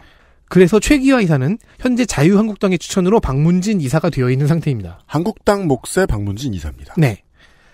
최기화 이사가 지난달 이사회에 참석하면서 조직 개편으로 파업에 불참한 100여 명에게 명예퇴직을 강요한다더라고 말을 흘렸습니다. 일설에 의하면 최기화 의사가 흘린 게 아니라 김도인 이사라는 설도 있습니다. 뉴데일리는 김도인 이사로 알고 있더군요. 현재 이 발언을 진지하게 다루는 유명 언론은 딱 하나 뉴데일리입니다. 네, 그렇습니다. 그래서 여러분은 처음 들으실 거예요. 그들은 꽤나 진지합니다. 네. 그들은 꽤나 진지해요. 극괴진. 단독이라는 기사 제목은 이렇습니다. 단독이라는 그 말머리를 달아서 작은 따옴표 안에 MBC 10월 100명 퇴출설 닫고 사실로 드러나라는 기사가 있습니다. 그래서요, 요즘 단련이 잘 된 청취자분들께서는 앞에 단독 붙으면 또 무슨 미친 소리 하나 하고 쳐다보시게 되죠. 예, 웃으려고. 아니에요. 저는 웃으려고 본 게 아니었어요. 근거를 찾으려고 기사를 열심히 읽어봤습니다. 넌 이걸 써야 되니까요. 네. 초반에 이런 대목이 나옵니다. 보죠. 지난 7일 열린 박문진 이사회에서 김도인 전 MBC 편성본부장 이사는 인원 감축설에 대해 질의했다. 이 문장의 중간에 중략을 하긴 했습니다. 이에 대해 조능희 MBC 기획편성본부장은 명퇴로 인해 새로운 기회를 맡게 되는 분도 계실 것이라고 말했다. 인원 감축설을 기정사실화한 것이다. 조능희 본부장은 이어 현재 인력 운영 실태를 전수조사 중인데 이를 토대로 합리적인 인력 운영 배치를 하겠다며 인력 감축을 위한 구체적인 절차가 진행되고 있음을 시사했다. 아주 약간의 비약들이 들어가 있죠? 그러니까요. 살짝 숨어 있어요. 일단 전수조사에서 현재 인력 운영이 어떻게 배치되어 있는가를 보고 그걸 토대로 다시 재배치를 하겠다는 건데 그 와중에 이걸 인력 감축이라고? 그 와중에 명예퇴직을 하는 사람들도 있을 것이고. 네, 뭉쳤어요. 라는 건데 그게 곧 100명을 퇴출하는 것이 맞다로 아주 사소하게 점프합니다. 이런 내용은 뉴데일리에만 있었습니다. 아니요, 하나 더 있었네요. 펜앤마이크요. 이건 역시 또 마이클이. 컨베이어 벨트 가는 거죠? 그렇죠. 뉴데일리에서 이렇게 가조립해가지고 보내면은 펜앤마이크에서 이렇게 완벽한 조립을 해내는 거죠. 펜앤마이크의 기사는 여기에서 소개를 못 해드릴 것 같습니다. 왜냐면 그냥 이런 투예요. 최승호의 MBC가 눈엣 가시들을 내쫓고 있다. 곧 대규모 인원 감축이 있을 거란다. 굉장히 적개심이 많이 묻은 문체에 비장하고 거기 마이클은 그렇죠. 고양된 기사를 서너 개 올리긴 했습니다. 자, 뉴데일리의 기사를 전적으로 신뢰해야 한다 하더라도 이 인원 감축이라는 것에 대한 합리적 이유는 뉴데일리 기사에 사실 다 적혀 있었습니다. 조능희 본부장은 진행 중인 인력 전수조사와 관련 2011년과 비교해 약 300명 정도가 늘어난 것으로 조사됐다고 구체적인 조사 현황도 밝혔다. 조 본부장은 또 SBS에 비해 24% 정도의 인력을 더 운용하고 있는 것으로 파악됐다며 인력 감축의 불가피성을 제기한 뒤 직원 감축의 가이드라인까지 제시했다. 그렇습니다. 이미 이유는 다 나와 있는데 심지어 그걸 써놓기까지 했는데 본인들만 모른 척하고 있습니다. 결국 본부장이 하지 않은 말을 자꾸 하고 있기도 하고요. 네. 네. 그리고 우리는 앞서서 윤세민 위원장이 소개해줬던 지상파의 광고 수익이 얼마나 줄어들었나를 들어서 알고 있죠. MBC가 제일 많이 줄었죠. 그런데 SBS보다도 더 많은 인력을 쓰고 있는 거예요. 네. 한국당이 지금 일부 의원들 특히나 과방위에 한해서 집중하고 있는 문제긴 할 겁니다. MBC, KBS가 체제가 바뀌더니 정부가 바뀐 다음에 칼바람을 휘두르고 있다. 칼춤을 추고 있다. 이런 얘기를 하고 싶어하는 것 같은데 워낙에 무리를 많이 했네요. 이 300여 명 SBS 기준 24%의 인원들은 과거 김재철, 김장겸 그 체제에서 파업을 할 때 들여왔던 시용 인력들이에요. 대부분이 다. 그들이 다 잘려야 한다는 건 아니거든요. 심지어 MBC도 그렇게 하고 있어요. 다 자르지도 않았어. 가던 회사원들은 또 갑니다. 웬만하면 안고 가요. 근데 이거를 막 김세희 기자 같은 사람들을 이제 진실의 수호자인 것처럼 포장을 해주면서 이제 같이 업어가려고 하는 전략이죠. 시용 기자들 불쌍해서 어쩌냐 이런 얘기들이 나오죠. 오늘 유죄 판결 나왔는데. 그니까 말이에요. 윤선 씨는 고통스럽대요. 게다가 변호사도 없어졌고. 얼마나 체제가 탄압하는 것 같겠습니까, 자기를. 어쨌든 이 기사에서 보실 수 있듯이 아주 사소한 비약, 여기서 가짜뉴스가 시작한다고 지난해 제가 출연한 가짜뉴스 특집에서 다룬 적이 있습니다. 엘리트 플레이어 확인하시죠.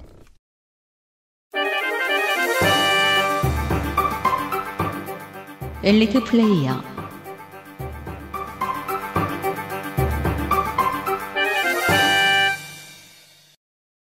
네, 민주당 비례대표 이철희 의원입니다. 네, 국방에 있다가 여기로 갔네요, 후반기에. 그렇습니다. 질의를 하면서 우기거나 신경 긁기가 없고 논리정연합니다. 그리고 오랫동안 연구자료나 통계자료 등을 준비해서 질의한 모습입니다. 네. 제가 참 마특차나 한다는 소리를 할 때가 많은데, 네. 이철희 의원 얘기할 때. 근데 국감할 때 보면 잘해요. 작년에도 잘했어요. 네. 자유한국당 비례대표 송희경 의원입니다. 작년에 EMP 충격기는 절반의 성공이었죠. 잘못했으면 잘할 때도 있어야죠. 근데 그 EMP 충격기는 프리콜이었습니다. 이번 국감에서는 시연의 신이 되었죠. 네. 암시장에서 유통되는 실리콘 지문, 그걸로 스마트폰 열어버리는 시연도 있고, 네. 온라인 흥신소를 직접 이용해서 그 유흥 탐정 있잖아요. 그걸 네. 직접 이용해서 여기서 개인정보 남용을 할 수 있다는 그 강력한 의심을 하기도 했고요. 네. 그리고 라돈 침대 이슈에도 사실 송희경 의원이 끼어 있습니다. 아직 해결되지 않았음을 보여주겠다면서 라돈 측정기를 갖고 왔고요. UPD가 좋아할 것 같습니다. 영상국감을 제안했습니다. 네. 그러니까 증인들 끌어당기기 어려우니까 영상으로 하자. 영상국감으로 바꾸면은 나무 몇 그루를 심은 효과가 나옵니다. 그런 약간 유치한 옛날식 대박 유치하네. 그걸 하기도 했는데요. 나무나 심지. 그 환산법을 하기도 했는데. 그 보좌관의 남자친구 개인정보를 의뢰했다고 하죠. 네. 네, 그러니까. 유흥탐정. 네. 거기가 이제 성범죄를 저지르고 있는지를 파악해주는 성매매를 곳이죠. 네, 여튼간에. 예. 네. 근데 그것도 못 믿을 것이라고 굉장히 말이 많긴 하죠. 네. 사설이니까요. 송희경 의원의 주장대로 이제 영상국감이 활성화되면, 당대표급들은 갈 곳이 없죠, 이제. 국감 보이콧. 네. 4선 이상 파업. 그럴 가능성이 있습니다. 그러니까 대체적으로 작년에 사실 EMP는 조금 억지였던 게 그거 들고 와서 북핵 위험성이 말하려고 했던 거거든요. 그렇죠. 이번엔 속셈 없이 진짜 심각성을 그대로 보여준 것들이에요. 그래서 준비를 상당히 많이 한 것 같습니다. 말씀드린 것도 그렇고 그 외에 온라인 아이디 거래 같은 경우 우리는 다 알고 있는데 국감에서는 안 나오잖아요. 네. 쇼단도 있고. 네, 그런 것도 가져와서 참신한 주제들을 꼼꼼하게 가져와서 질의한 장면이 가방에 어울리는 준비성이었습니다. 그 다음은 바른미래당 비례대표 신용현 의원이었습니다. 눈에 많이 띄지는 않았어요. 근데 중요한 문제들을 많이 지적했습니다. 하나 제가 말씀드리자면은 방통위에 제기된 디지털 성범죄 심의와 시정 요구 횟수가 2014년에는 1,800건이었습니다. 그러니까 이게 리벤지 포르노죠. 네. 근데 올해 7월까지만 해서 7,600건입니다. 네. 올해는 처음으로 10,000건이 넘을 예정입니다. 이거는 심의 숫자일 뿐이니까 실제 숫자는 이 숫자보다 훨씬 많다는 이야기죠. 네. 제가 자주 하는 얘기가 있죠. 범죄가 이것이 범죄다라는 사회의 합의가 되기 전의 수치와 되기 후의 수치가 확 다른데 그것이 사회가 더 나빠졌다는 증거는 아니다. 네. 다만 이게 범죄인 줄 이제 사회가 완전히 인식했잖아. 네. 그럼 인력이 늘어날 거 아니냐. 그렇죠. 예, 정도까지의 경종을 울려줬습니다. 특히 학자 출신이라서 그런지 국가 출연연구원 대상으로 할 땐 거의 날아다니던데요. 네. 이런 학자들은 좀 필요하다. 네. 이런 말씀을 드리면서 잠시 저희가 쉬었다가 국토교통위로 돌아오겠습니다. 곧. XSFM입니다. 살짝 항의할 때도, 크게 한 소리 할 때도, 하고 싶은 말이 많을 텐데 다 알아듣진 못하는 집사들의 선택. 더 많이 알아보고 꼼꼼히 챙겨서 트루 패밀리. 가장 수준 높은 반려동물 간식 트루 패밀리. 사랑하는 가족에게 트루 패밀리를 주세요.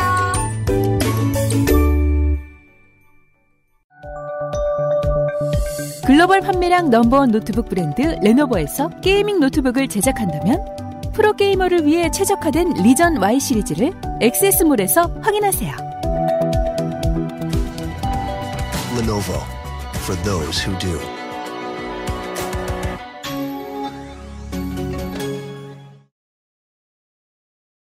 사실 우리도 좀 지상파 방송국의 입장을 이해를 못하는 건 아니에요. 일주일에 그 할실이 왜 한 번 나가다가 두 번으로 늘고 두 번 나가다가 세 번으로 늘었느냐. 광고가 많아졌기 때문이거든요. 오, 아, 네. 그래서예요? 네. 오, 몰랐네요, 저는. 그게 광고가 많아져서 늘린 것과 광고를 늘리려고 늘리려고 늘어난 것과는 또 천지 차이잖아요. 그죠. 전자의 경우는 무조건 흑자 경영일 때 가능해요. 근데 후자의 경우는 찢어지기 때문에 기존의 쥔 돈을 가지고 쏟아 붓는 거예요. 지금 MBC와 KBS는 그거라도 해야겠다는 얘기고. 네. 그리고 특히나 이제 외국인 노동자 신분이 돼가지고 외국 생활을 하고 계신 분들이 더 잘 이해하실 겁니다. 한국은 광고 보는 데까지 시간이 아주 오래 걸립니다. 광고? 한국의 TV 프로그램은 그렇죠. 광고가 정말 자주 안 나옵니다. 그렇죠. 네. 아니 2시간짜리 방송이라고 미국 프로그램 다시 보기를 틀었는데 방송 전체 내용이 80분밖에 안 돼. 왜 이렇게 짧어? 나머지 40분은 광고니까요. 그렇죠. 그렇죠. 네. 그런 음모론도 있잖아요. 축구가 미국에서 인기 없는 이유. 맞아요. 그게 농구가 쿼터제로 나뉜 이유라고 하는 그런 음모론도 있죠. 세상이 바뀌었을 때 시장에 맞게 적용을 시켜줘야 되는 게 임무이기도 하다는 거죠. 공기업, 공사에 대해서는. 네, 그냥 앞에 얘기했고요. 이제는 국토교통입니다.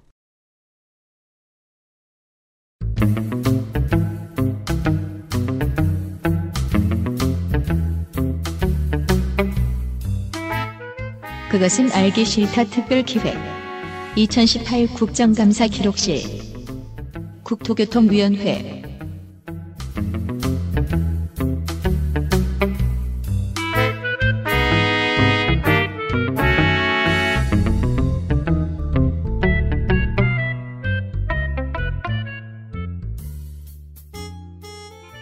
국토교통위원회는 국토교통부와 행정중심 복합도시 건설청. 네, 세종청이죠, 세종청.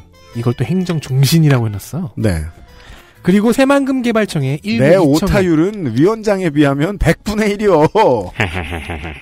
악당들. 아, 웃을 때가 아니고 죄송합니다. 다시 읽겠습니다. 네.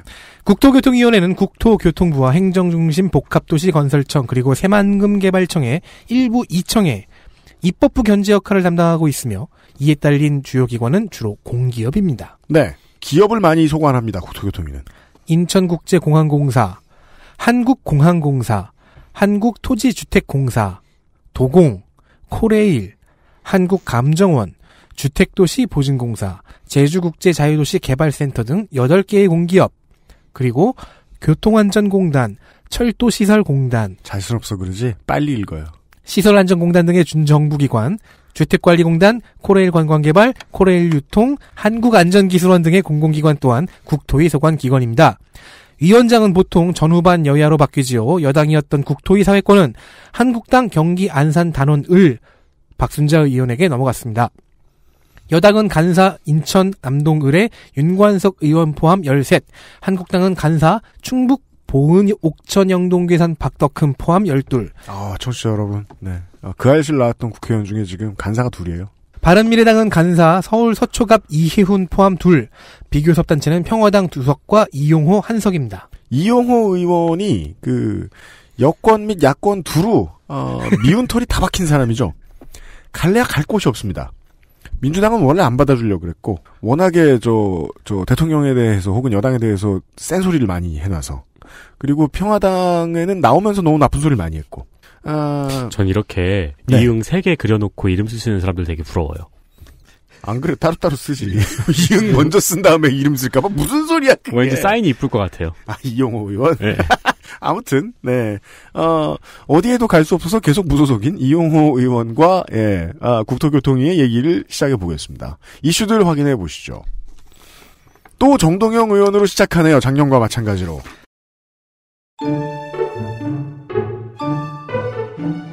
이슈 하나.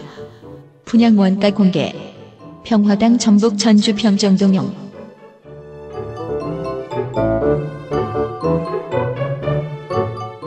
네, 정동영 의원 아래쪽에 이응 3개를 그려놓으면 되는 이름입니다. 그리고 저도 여 말씀을 드리는 정동영. 저도요. 작년 국감에서 후분양제를 밀었던 정동영 의원. 금년에도 주택정책에 큰 열정을 보였습니다. 국토위니까요. 2007년 이후에 집값 상승 데이터를 도표화해서 갖고 왔어요. 그래서 과거 정부들의 부동산 대책과 연계해 설명을 했습니다. 부동산 대출 규제가 있고 아파트 분양원가 공개와 분양가 상한제가 함께 작동한 시기에는 집값이 안정이 되었었다라는 해석이에요. 네. 작년 9월에는 정동영 의원이 대표 발의한 분양원가 공개 법안이 국토위를 통과했어요. 작년 9월입니다. 근데 아직도 법사위 검토 단계에서 계류 중입니다. 그렇죠. 법사위가 바빠서 안 한 게 아니라는 소리입니다, 지금. 네. 사실 현재의 법으로도 분양 원가는 공개할 수가 있습니다. 근데 이게 시행 규칙으로 해석되고 있어갖고요. 어겨도 벌이 별 볼 일 없다는 소리입니다. 네. 정동영 의원은 이를 법의 단계로 올리는 개정을 발의한 건데요. 보수야당의 반대로 법사위에서 움직이지 않고 있습니다. 네. 한국당과 지금 바른미래당이 공히 결사반대할 상황이라는 소리입니다. 그래서 이 법안의 빠른 통과가 힘들어지니까 꽁 대신 닭이라고 국토부에서 시행령이라도 좀 실시하겠다. 그렇게 해서 임시 사격이라도 지원해주겠다라고 했어요. 법안 통과까지의 시간이 걸릴 것 같으니까 단계가 낮은 시행령으로나마 뭐 급한 불이라도 끄는 그런 커버해주려고 했던 건데 아직 그런 시행령이 발표가 안 됐습니다. 대체 언제 할 거냐? 그래서 정동영 의원은 이를 직무유기라고 비판했습니다. 법사위에서 법안을 구출해오거나 통과시키기는 힘든데 국토부는 시행령을 미적거리고 있습니다. 정동영 의원은 이번 국정감사에서 승부수를 던졌습니다. 이럴 바에야 그 법안은 처리하겠어! 라는 전술이죠. 일명 벼랑 끝 전술. 딱히 벼랑 끝 전술은 아닌데요. 근데 뭐 장관을 의원만 싫지 이거 뭐. 장관을 앞에 두고 이럴 바에 다 엎어버리겠어를 시전한 것이죠. 김현미 장관은 잠깐 당황하고 해드리겠습니다를 시전했어요. 차관은 아예 바로라는 단어를 사용했습니다. 극약 처방이 성공했다고 할 수 있겠네요. 네. 이게 집값 상승 데이터를 들고 온 다음에 부동산 대책하고 연계해서 설명을 했잖아요. 네. 근데 자유한국당의 다른 의원은 그냥 노무현 정권 때 올랐고 이명박근혜 정권 때 내렸고 문재인 정권 때 올랐다라고만 설명을 했거든요. 네. 그러니까 인생 쉽게 보면 마음 편합니다. 네, 비교가 좀 됐죠. 소화도 잘 되고요. 그러니까 세계관이 단순하면 참 살기 편해요. 네. 김동연 경제부총리하고 장하성 실장 요런 케이스 예전에 김민아 씨가 설명해드렸던 것도 떠올려 보시면 좋은데 국토부 역시 장악하기 정말 힘든 곳이고 김현미 장관이 100% 장악력을 발휘했을 리가 없는 곳이라는 이해부터 가야 됩니다. 예. 따라서 정동영 의원은 김현미 장관이 하고 싶었던 말을 해준 것이다. 그러니까 실제로는 보기로는 장관을 압박하고 있지만 실제로는 그 차관부터들 부처의 엘리트를 좀 휘어잡아라. 혹은 못 휘어잡겠을 것 같으니 입법부가 도와주겠다 정도의 시그널이었습니다. 지금 내가 여기서 압박을 해주겠다. 네. 그래서 시행령이 곧 나와야 되는 상황이 됐고요. 그리고 정동영 의원은 법사위 가서 빨리 법안 통과시키라고 얘기를 하겠죠. 법사위는 쉽지 않을 것 같습니다. 그렇습니다. 다음 보시죠.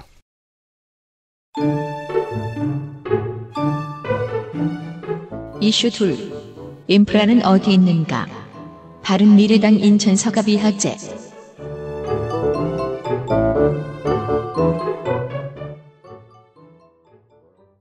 장관님, 대한민국의 주택 가격이 모두 같다고 하면 장관님 어디 사시겠어요? 일산에요. 자기 지역구니까요. 바른미래당 이학재 의원이 이 질문을 던진 이유는 강남이 살기 좋다는 말을 하고 싶어서였습니다. 그래요? 네, 그러니까 강남이요라고 대답하길 원했던 건데 미쳤습니까? 지역구 냅두고? 네. 세상 너무 쉽게 봤죠? 그러니까요.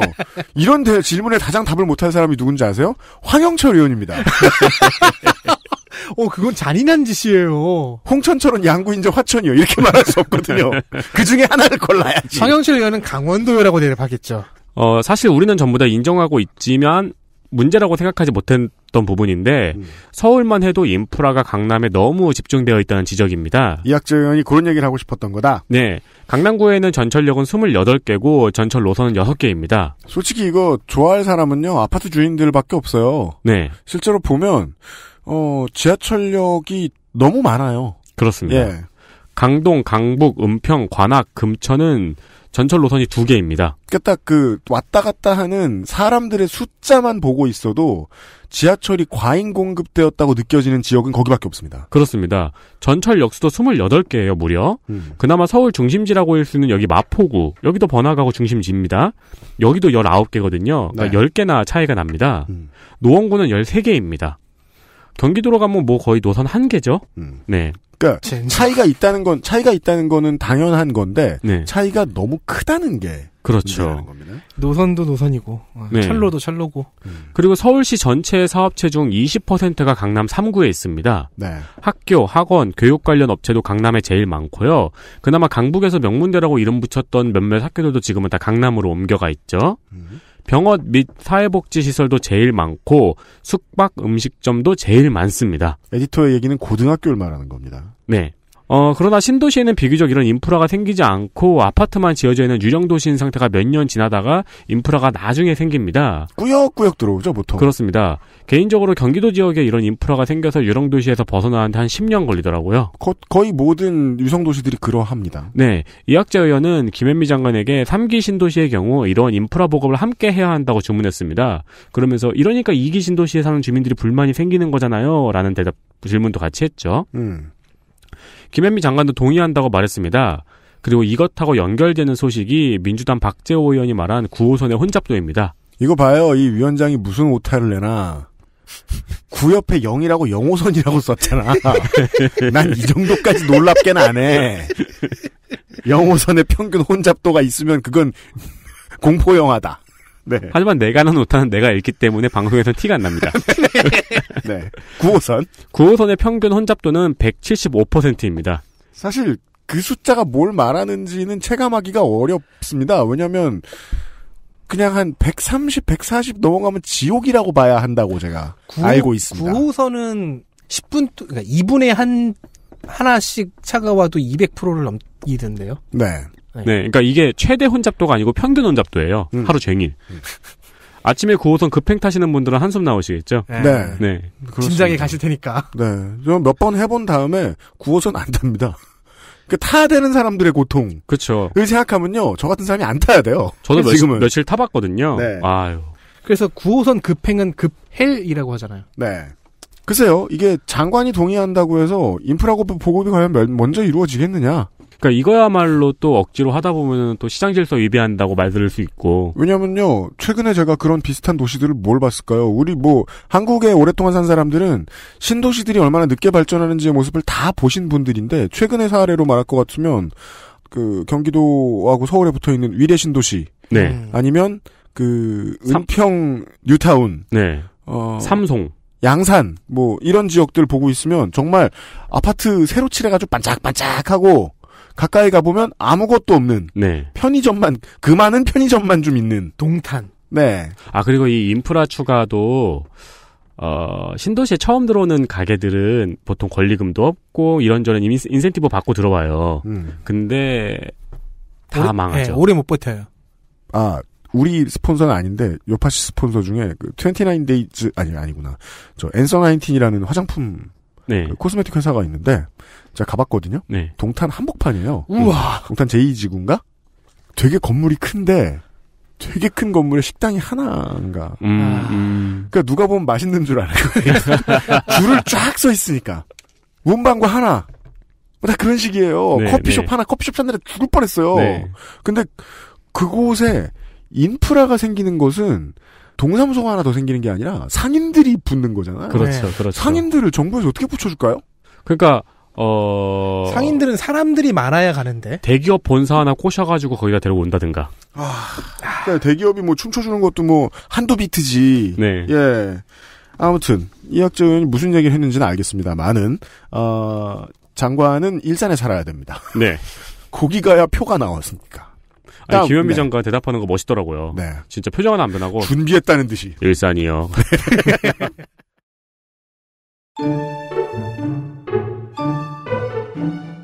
이슈 셋. 임대주택 불균형. 민주당 충북 제천 단양 이후 3, 평화당 전남 해남 완도 진도 윤영일, 민주당 경기 광주 1, 임종성, 한국당 대구 속임상훈, 한국당 경남 창원 의창 박원수.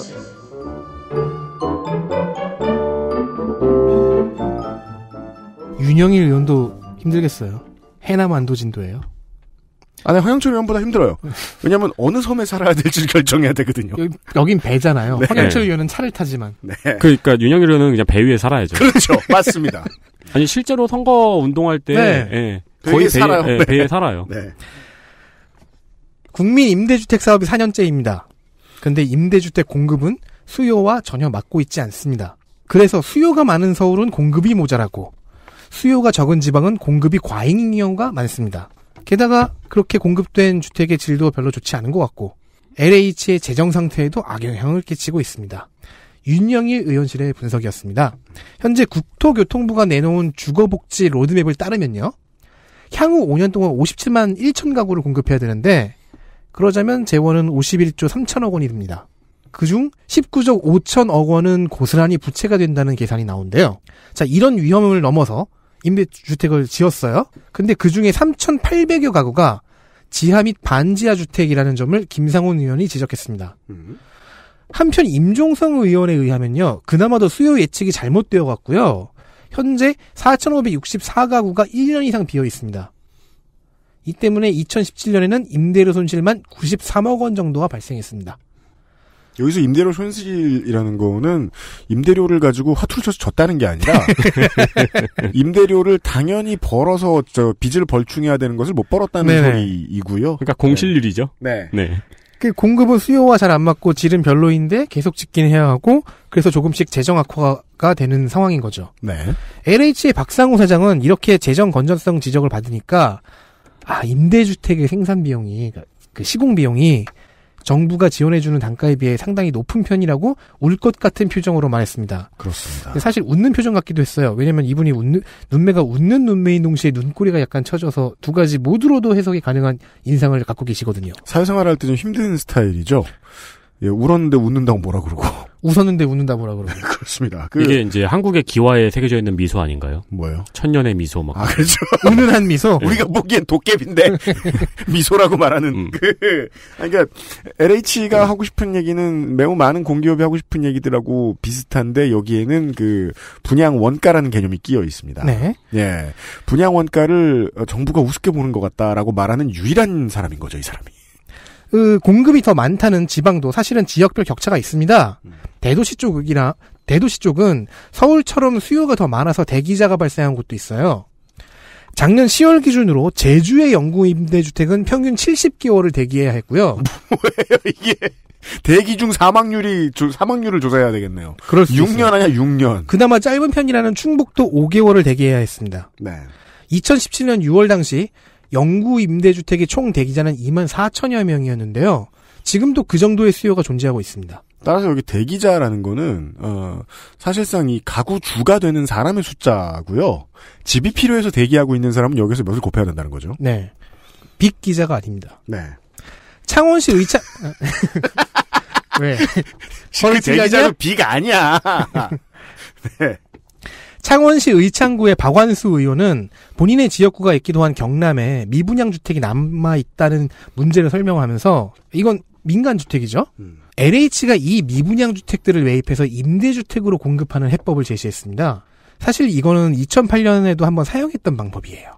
박상우 사장은 일단 검토하겠다고 답변했으나 민간 사업이 잘 되지 않는 것을 정부가 매입하는 것이 도덕적 해이를 불러올 수도 있다고 또 말했습니다. 집 지어서 안 팔려봤자 어차피 정부가 사줄 텐데 할 수도 있다는 그렇죠. 거죠. 네. 그리고 사실 지금까지 제가 설명드린 건 보통 이 영구 임대주택이 좀 더 치우친 얘기죠. 그러니까 노년분들이 들어가시는 임대주택. 네. 입지를 좀 더 전투적으로 선택해달라. 그러니까 좀 더 다운타운 가까이에 선택해달라. 예. 그리고 다운타운으로 갈수록 막 저 반지하 내주지 말고 좀 잘 좀 해달라라고 얘기하면 반대하는 최전선에는 시의원들이 서 있습니다. 여기에 임대주택을 다 집어넣는다는 건 시장 논리에 너무 위배된다고. 간단한 싸움인 것 같은데 LH가 거기에 맞게 혹은 도나 시에서 거기에 맞게 조금씩 밀려나면 산등성이로 간다는 거예요. 그렇죠, 그렇죠. 네. 그럼 또 거기는 안 가고 싶다니까. 창원에 직장이 모자라서 그거는 본질 1번은 아니라고 생각해요.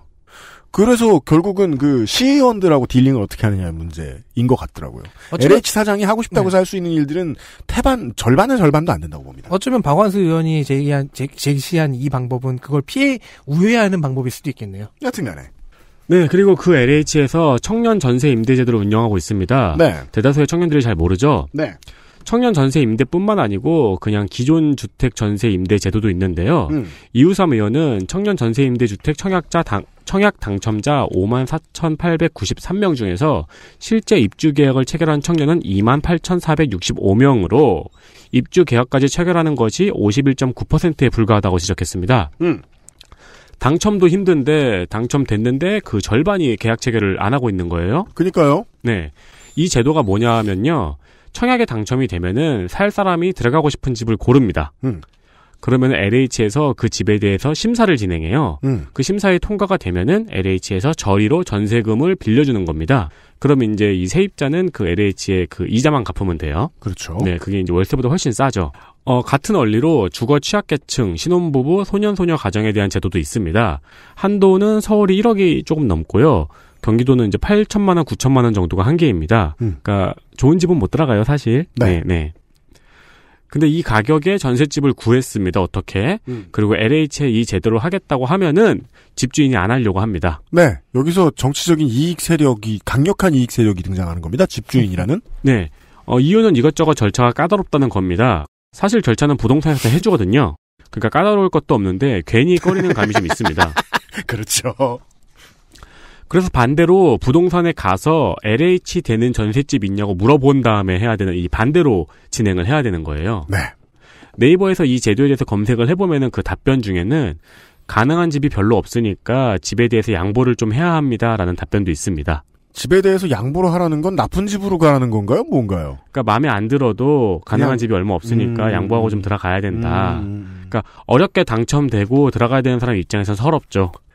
기분 더러워서 못 해먹겠다 수준이 아니라 이 정도로 더 고생하는 건 합리적이지 못하니까 포기하자라고 해서 포기하는 게 48%가 넘는다라고 봐야 한다는 것이다. 그렇죠. 네.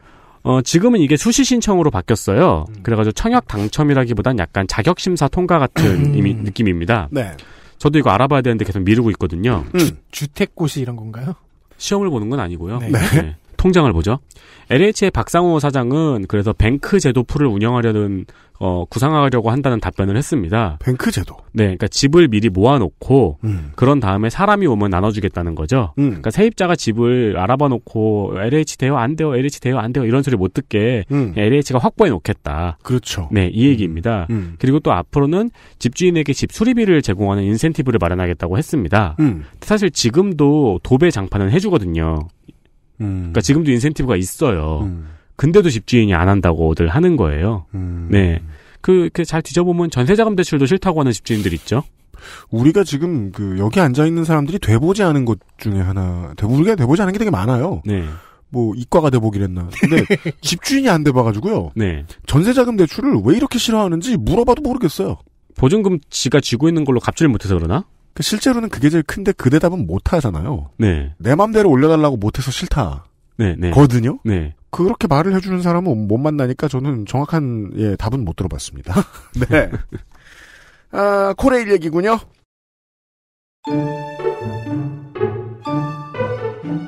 이슈넷. 민영화 추진 이전으로 돌아가려는 절도. 민주당 전북 완주 진안 무주 장수 안호영, 민주당 이후삼, 평화당 정동영, 한국당 충북 보은 옥천 영동 귀산 박덕흠, 한국당 김상훈.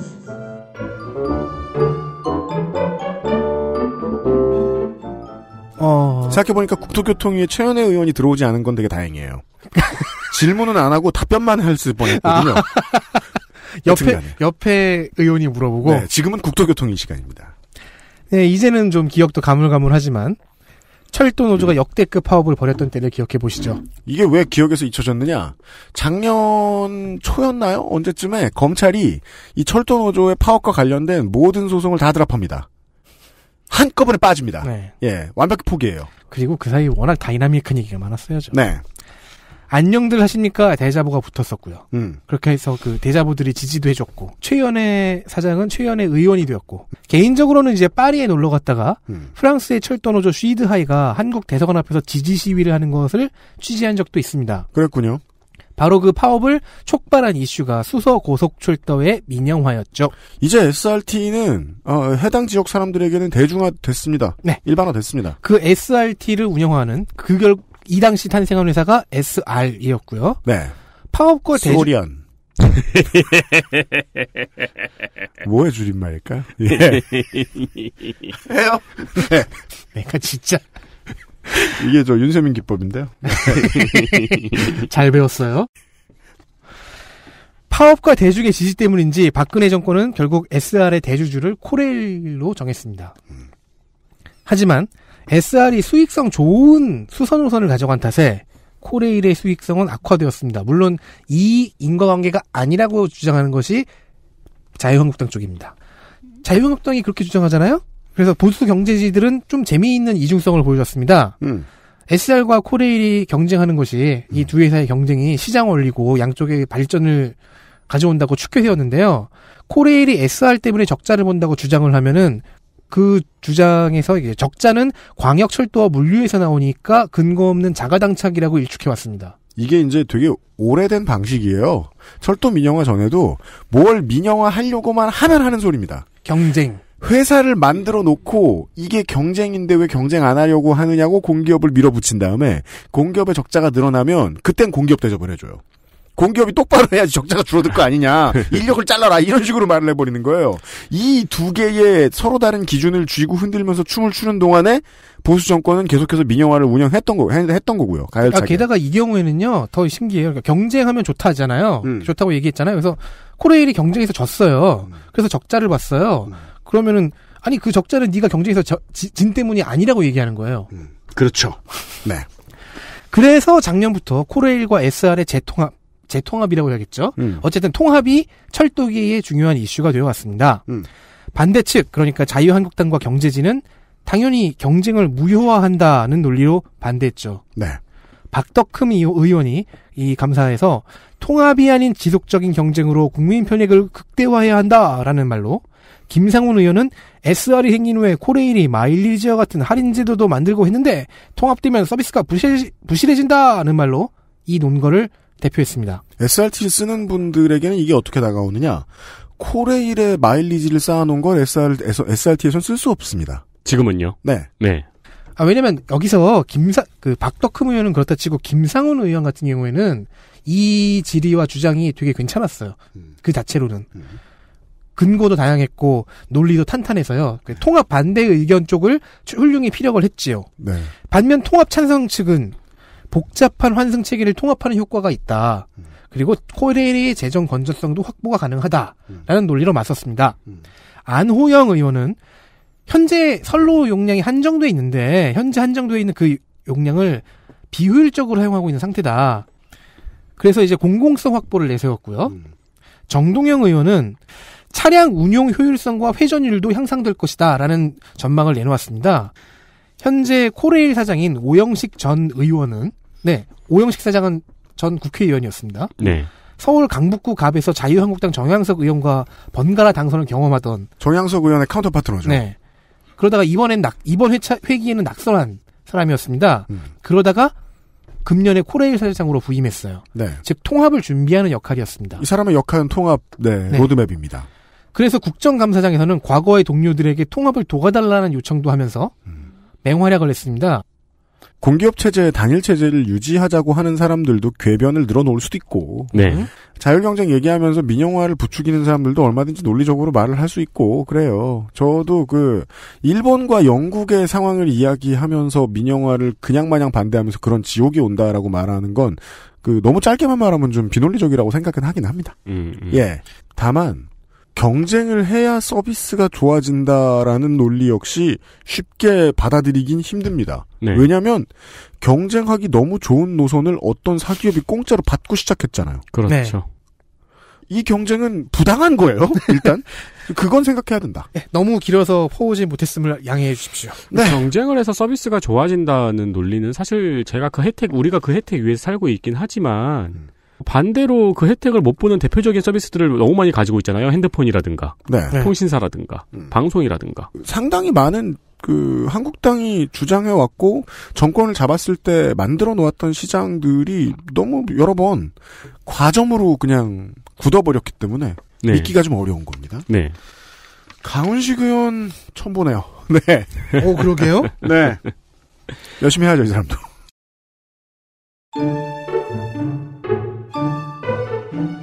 이슈 5. 파도 나오는 대한항공 오너 일가의 이야기들. 민주당 충남아산의 강훈식.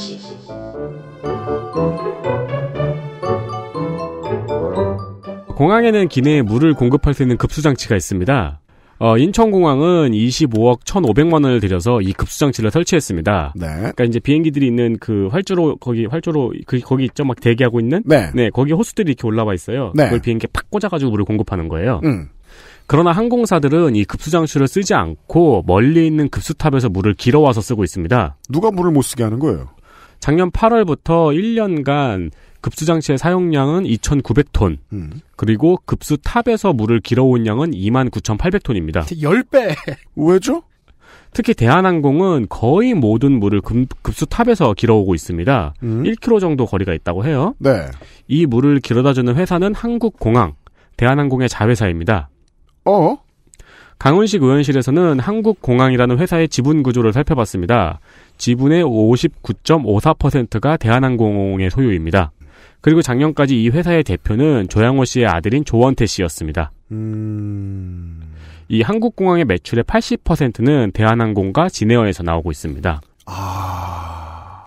물을 돈으로 세탁하는군요. 그러니까 게다가 국가 돈 씻은 물. 예, 또 기업 이름이 한국공항이야. 그러니까 따라서 국정물인 거예요, 이 물은. 이 한국공항이라는 회사는 뭐라는 곳이냐면은, 네. 여기 이렇게 청소도 해주고, 여기 수화물 관리도 해주고, 이런 물도 길어다 주고, 이런 네. 전반적인 서비스 업무를 하는 거예요. 그러니까 필요 없어도 쓰는군요. 네. 이에 대해서 대한항공은 물 공급은 따로 조업료가 들어가는 게 아니고 통상 조업료에 포함되어 있어서 일감 몰아주기와는 관련이 없고 물의 수질 관리 때문에 급수탑을 이용한다고 했습니다. 그럼 확인하려면은 급수장치에 물이 얼마나 더러운지를 파악해야 되겠네요. 그렇죠. 그리고 이 국정물이 얼마나 깨끗한지 하고. 아니 그리고 통상 조업료에 포함되어 있으면은 어쨌든 그건 돈이 아니야? 이 업무도 포함된 가격이라는 거잖아요. 네. 어쨌든 용역을 해줬으면 돈은 받게 되니까. 그렇죠. 그래서 대한항공 오너 일가의 또 하나의 의혹이 나왔습니다. 네. 다른 여러 가지 문제들 중에서도 대한항공과 관련해서 가장 분명한 것은 국가 인프라를 가지고 놀았다라는 거는 분명해요. 이것과는 좀 관계가 없는데, 이 대한항공 관련해서, 네. 이 오너 일가 국적이 한국이 아니라는 게 문제였잖아요. 네. 한국물을 쓰는데? 네. 그 관련법 바뀐대요. 네. 그렇죠. 외국인도 가능하다고. 그렇죠. 네. 많은 사람들이 의심의 눈초리를 보고 있습니다. 지금 국토교통부는 왜 이걸 바꾸는가? 네. 그러니까 국토교통부의 내부 인사들이 매우 궁금해집니다. 이 면면이 지금. 네. 이번 국교위 국감을 보면서 제가 가장 많이 생각했던 건 그겁니다. 엑스맨 이용호 의원.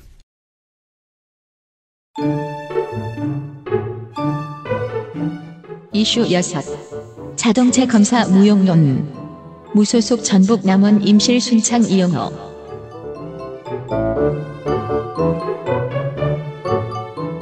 네, 이용호 의원실은 자동차 4만 대를 검사했는데 불합격률이 0%라는 통계를 가져왔습니다. 어디서? 이거 의원실 아니라 그냥 모든 오너드라이버들이 알고 있는 문제죠. 검사소 무용론. 민간 검사소 중에서 65개 검사소에서 3년 동안 4535대의 차량 정기검사를 시행했고 나온 결과물입니다. 검사소별 자동차 정기검사 현황이라는 자료를 보면은 민간 검사소의 불합격률은 15.5%, 그에 비해 공단 검사소의 불합격률은 26.6%로 민간 검사소에서 받으면 합격률이 올라갑니다. 그래서 그런지 검사율은 민간 검사소의 검사율이 점점 올라가고 있습니다. 당연합니다. 누가 바보처럼 공단 검사소에서 검사를 받겠느냐는 거죠. 간단하게 설명 가능합니다. 동네 그 자동차 수리점이에요. 네. 동네 사람들을 평생 만나고 살아야 돼요. 함부로 검사 결과 못 내고요. 이 16%의 불합격률이라는 건 뭘 의미하냐면은 뭘 반드시 가셔야 될 때 이 고객님이. 안 그럼 님이 죽어요. 네. 예, 이건 데 유명한 거죠. 네. 그리고 이용호 의원은 16년 된 노후 차량도 정기검사 대행이라는 게 또 있나 봐요. 돈 받고 해주는 거. 네. 귀찮으니까요 또. 네. 그거를 쓰면은 무조건 합격을 해준다고 합니다. 그래서 현행 정기검사 제도의 실효성을 제고해야 된다고 지적했습니다. 네. 비교적 뻔한 얘기고 언제 해도 할 말이긴 한데요. 네, 생각해 볼 만하긴 하다. 이 상황을 아는 사람들은 국가에서는 분명히 그런 얘기를 한단 말입니다. 공단 검사소 단일 체계로 가야 한다. 네. 근데 턱없이 부족할 거요 그러면? 검사 받느라 차 일주일 맡겨놔야 될 수도 있을 거요 지금 당장은. 그러니까 무용론은 아니고 하려면은 인력 늘려야 된다는 얘기고. 검사소에 인력을 투입할 수 없다고 해서 민간에 처음에 허용을 해준 거였는데. 네. 네네네. 근데 검사 자체가 무용해져 버리면은. 그러게 말입니다. 네. 네. 뭐 아예 안 하든가. 사실상 지금은 무용한지 제가 참 운동하는 게 속됐던 것 같습니다. 예. 광고를 듣고 국토위의 장면들을 확인해 보시죠. XSFM입니다.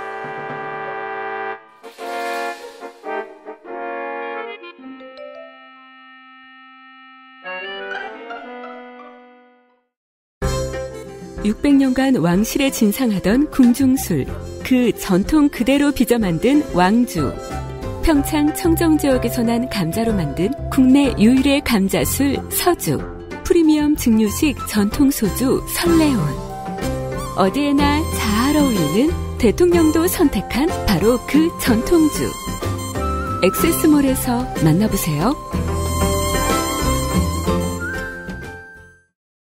건강기능식품 광고입니다.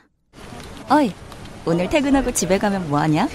이렇게 피곤한데 밤에 집에 가면 자야지. 요즘 가뜩이나 면역력도 떨어져가지고 내가 지금 야왕 데이트. 그 무슨 야왕 나이트. 체내 흡수율을 높인 농축 홍삼. 야왕 데이트. 평산네이처?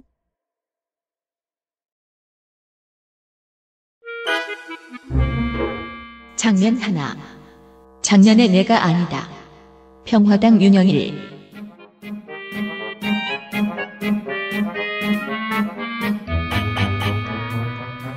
한국도로공사는요, 2022년까지 27만 6천 개의 일자리를 창출하겠다고 발표했습니다. 네. 모름지기 야당 의원이라면 이런 숫자가 나오면 무조건 들여다보게 돼 있습니다. 왜냐하면 우리가 여당 할 때나 지금이나 그 공무원이 그 공무원이기 때문입니다. 내가 널 아는데 이걸 연구에서 썼을 리가 없다. 같은 촉이죠. 하지만 민주평화당은 여당이었던 적이 없죠. 있어요. 왜요? 여기 여당 대통령 후보가 있다니까. 같이 있을 때 말고. 네, 윤영일 의원. 네. 민주평화당의 윤영일 의원실이 들여다봤습니다. 그랬더니 세상에나 27만 6천 개 중에서 6만 6천 개의 산출 근거에서 뭔가 이상한 점이 발견됐습니다. 네. 한 명이 5년을 근무했다고 치면은 일자리가 5개인 것으로 계산한 거죠. 어딘가에서 지금 인간 복제가 이루어지고 있다는 지금 아일랜드가 있다 우리나라에. 네. 도사신세계가. 네. 더 문이란 영화 있었잖아요. 네. 네, 그 클론을 계속해가지고 이제 교체하면서 일을 시켰던. 나빴다. 1년 지나면 죽이냐. 네. 3년이었어요 거기선. 자, 계산 방법은 이렇습니다. 이랬습니다. 고속도로 주유소와 휴게소의 근무 인력은 현재 9,000명입니다. 네. 내년과 내후년에 일단 200개 정도의 추가 인원 소요가 있을 걸로 예상이 됐어요. 왜냐하면 새로운 고속도로들이 들어섰으니까요, 많이. 그 이후에는 없고요. 그래서 2022년까지의 필요 인력을 계산해 보니까요. 9,000 더하기 9,200 더하기 9,400 곱하기 3이 됩니다. 이러면 46,000이 나와요. 하지만 제대로 계산하면은 이게 아니죠. 9,000 더하기 200 더하기 400 곱하기 3에서 1400개가 2022년 현재 생겨 있을 일자리 수죠. 그리고 우리는 생겨 있을 일자리 수를 계산하는 게 아니지 않습니까? 새로 생기는 일자리 수를 계산하는 거죠. 그러면 1,400개입니다. 1,400개가 46,000개가 된 거예요. 이런 식으로 66,000개를 만든 겁니다. 이 논리대로라면, 이 계산법대로라면 현재 일하는 9,000명은요. 2019년이 오면 사라지고 새로운 사람이 되나 봅니다.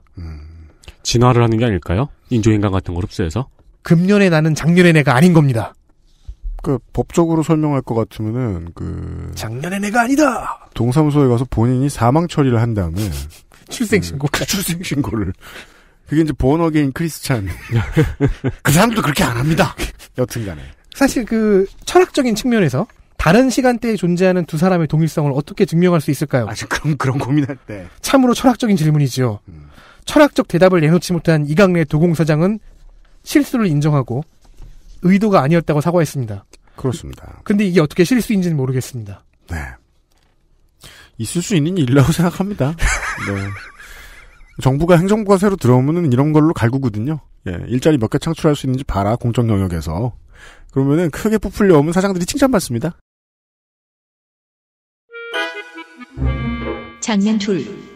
녹취에 대처하는 법. 한국당 경기 이천 송석준.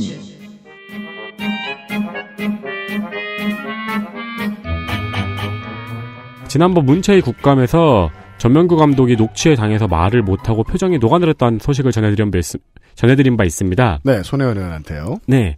국감에서는 종종 녹취가 등장을 하는데요. 이번에는 코레일 오영식 사장에게도 녹취 공격이 갔습니다. 예. 오영식 사장이 누굽니까? 제가 소개했듯 삼선의 국회의원. 그렇습니다. 네. 강북 갑. 노련한 대처가 필요한 순간 이렇게 대처했습니다. 자, 이 오영식 사장님께서 인터뷰하신 내용입니다. 그죠? 이거 제 목소리였습니까? 게다가 한마디를 더 했습니다. 제가 들어도 제 목소리는 잘 모르겠네요. 네, 말은 참 잘한다고 생각했습니다, 제가. 참. 이게 왜 혼이 안 났죠? 이게 여유 있는 대처였죠. 그래서 혼이 났어요. 네. 여당, 야당 모두에게. 네. 그러니까 송석준 의원이 웃으면서 일단 질의를 계속 이어간 거예요. 그러니까 송석준 의원이 지금 웃을 때가 아닌데. 네. 그래서 그 뒤에 분명히 지적이 있었고, 몇 분 뒤에 이렇게 됐습니다. 질의하신 이학재 의원님, 질의에 대해서, 마음이 불편하셨다면 그 점에 대해서는 대단히 송구스럽게 생각합니다. 앞으로 국정감사 남은 기간 동안도 위원장님께서 말씀하신 대로 기관장으로서 최대한 성실하게 받도록 최선을 다하겠습니다. 예를 들어 XSFM 유튜브 채널에 가서 동영상을 볼 때마다 우리는 이런 얘기를 합니다. 이게 나냐? 네. 하지만 이건 국감장에서 하면 안 됩니다. 그런 말은. 네. 사실 여기 있는 사람 모두가 알지 않습니까? 네. 사람이 자기 목소리를 녹음해서 처음 들었을 때의 충격은 큽니다. 저는 토할 뻔했어요. 그죠? 예. 네.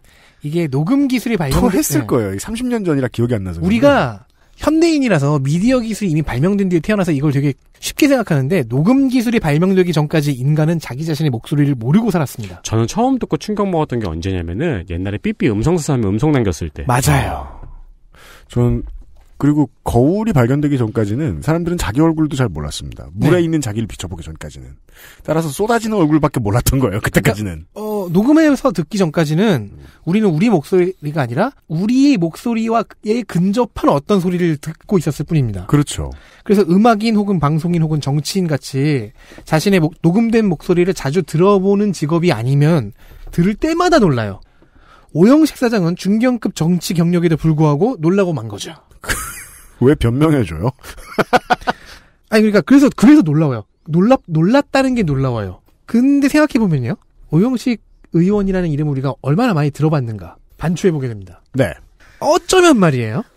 Maybe, 미디어에서 잘 다뤄주지 않는, 뜨지 못한 의원이었기 때문은 아니었을까요? 그러면 자기 목소리가 낯설만도 하지요. 그럼 지금 감격을 한 순간이 있겠네요. 그렇죠. 이게 내 목소리예요? 말을 잘해! 예를 들어, 정치인 직업 안 하시는 분들이 어쨌든 이제 인터뷰의 대상이 되면 한두 군데 매체에서만 인터뷰가 와도 숨가뻐 하세요. 네. 이게 이렇게 많이 관심 받을 일인가? 라고 생각합니다. 근데 정치인들은 기본적으로 미디어에 대한 배고픔이 좀 디폴트가 크죠.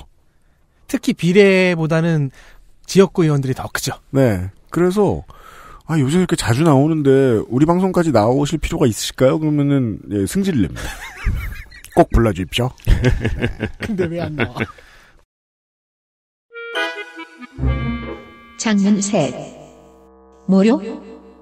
한국당 송석준.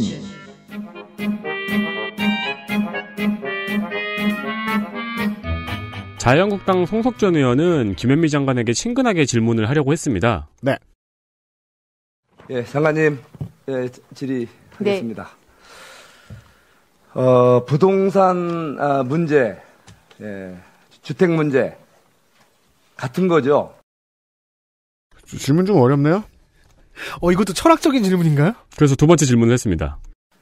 지금 어떻게 생각하세요? 그러니까 세상에서 제일 어려운 질문이 어떻게 생각하세요? 그렇죠. 이게 그러니까 부동산 문제, 주택 문제 같은 거죠. 어떻게 생각하세요? 이게 종잡을 수 없는 질문이죠. 일단은 주택은 부동산의 여집합이에요. 그럼 콜라의 문제와 트림의 문제 같은 거죠. 근데 이제 그거에다 대고 어떻게 생각하세요?라고 물어보면 이에 대한 김현미 장관의 대답입니다. 뭘요? 무슨 뭘 물으시는지. 복잡하죠. 네, 뭘 물으시는지 잘 모르겠습니다. 뭘요? 진짜 황당해서 뭘요? 그러고 뒤에 참지 못하는 웃음소리가 들렸어요. 네. 그러니까 우리가 이제 국간방송을 하는 거는 어떤 이슈가 나왔느냐도 중요한데요. 그 질문 안에는 얼마나 바보 같은 이슈를 꺼내왔는가도 중요하잖아요. 네.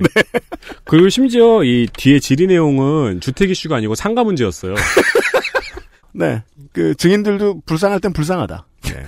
이런 말씀 드리면서 국토위에 엘리트 플레이어 선정하고 오늘 시간 마무리하겠습니다.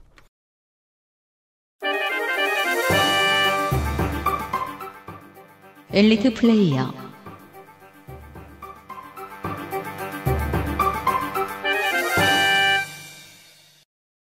네, 민주당 충남 아산 의뢰 강훈식 의원입니다. 코레일은 카드 수수료로 매년 260억을 내면서 1.2%나 하는 수수료 깎으려는 생각을 한 번도 안 해봤냐는 지적. 그리고 코레일 기관사가 사고 직후 계속 운행을 해야 되고 심리 상담 건수가 높다는 지적 등이 좋았습니다. 여당과 야당이 지금 태도가 완전히 판이하게 전혀 겹치는 부분이 없는 것들 중에 하나가 코레일입니다. 공공성을 더 확보하고 SRT도 흡수한 다음에 채용도 늘리겠다. 네. 라는 생각을 가지고 있고요. 한국당은 정반대죠. 그렇게 이제 주요 정당들의 당론이 격렬하게 부딪히면 엑스맨. 무소속은 당론이 없잖아요? 사실 그래서 자유롭습니다. 어딘가에 들어가서 당론을 갖고 싶어 했던 적이 많습니다, 이분이. 그렇죠. 그래서 무소속 전북 남원 임실 순창의 이용호 의원을 선택했는데요. 네. 사실 정의당과 정의와 평화 모임에도 들어갈까 말까 간을 본 적이 있죠. 그래서 지금 정의당과 평화당도 다 싫어하죠. 민중당도 싫어하고 있습니다. 지금은 들어와야 되거든요, 이 사람이. 네. 필요해졌는데 안 들어가요. 민주당 쪽을 보고 있어요. 어쨌든 작년에 이용호 의원은 소방용 도끼를 무기로 꺼내왔었지만 네. 금년에 이용호 의원의 무기는 통계였습니다. LH의 잦은 설계 변경으로 생긴 손실액과 손실률을 계산했고요. 국토부의 통계 오류를 잡아내기도 했습니다.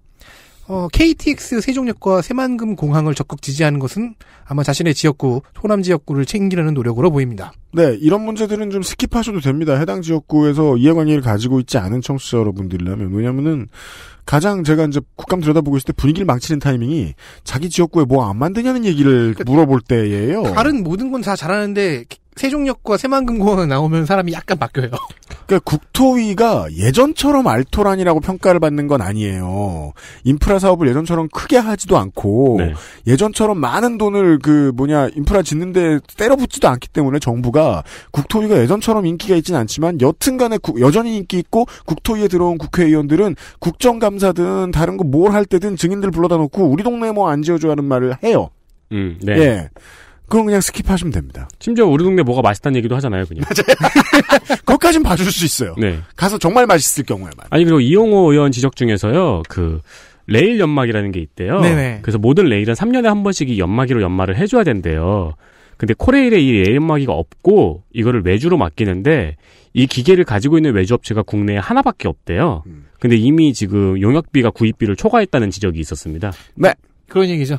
코레일이 지금까지 쓴 용역비 다 모으면 하나 구입했겠다. 네. 이건 내부 비리로 들어가야죠. 이 회사 사장이 누군지부터 시작해서요. 네. 네. 좋았습니다. 정동영 의원은 작년에 이어서 빠지지 않는군요. 네. 민주평화당 전북 전주시 병 정동영입니다. 작년에는 후분양제, 금년에는 분양 원가 공개에 매진했지요. 국토부를 상대로는 분양 원가 공개 시행령 약속을 받아냈고요. 서울시를 상대로는 분양 원가 공개 항목을 늘리겠다는 약속을 얻어냈습니다. 그렇습니다. 당분간도 이게 그 법사위에서 한국당 의원들이 저지를 하면 관련된 법이 통과되기 꽤 어렵다는 걸 예측을 해보면요. 시행령을 늘리는 방식 혹은 이 지방정부의 네, 지방정부에다가 협조 요청을 얻어내는 방식이 그나마 효율적인데 그걸 해주고 있다. 뭐 네. 임시조치겠지만. 그렇습니다. 바른미래 인천 서구 갑 이학재 의원입니다. 말씀드린 강남 인프라 문제하고요. 그리고 청년의 주거빈곤 문제, 저가항공의 결항 문제, 지원 문제 등 폭넓은 질의가 돋보였습니다. 웃으면서 조근조근 답변을 끌어내는 모습이 아무래도 소리 지르는 모습보다는 보기가 좋더라고요. 성과가 있었다고 보입니다. 네. 예. 국토교통 이 시간을 마칩니다. 저희들은 연투를 했으므로 며칠 쉰 다음에 다시 등판하겠습니다. 쉰다고요? 다음 주 수요일에 실은 안 쉬어요. 다음 주 수요일 이 시간에 다시 뵙도록 하겠습니다. 어디서 거짓말을 하고요. 비상시국 대책회의였습니다. 안녕히 계십시오. 안녕히 계십시오. 다음 주에 뵙겠습니다. XSFM입니다. I, D, W, K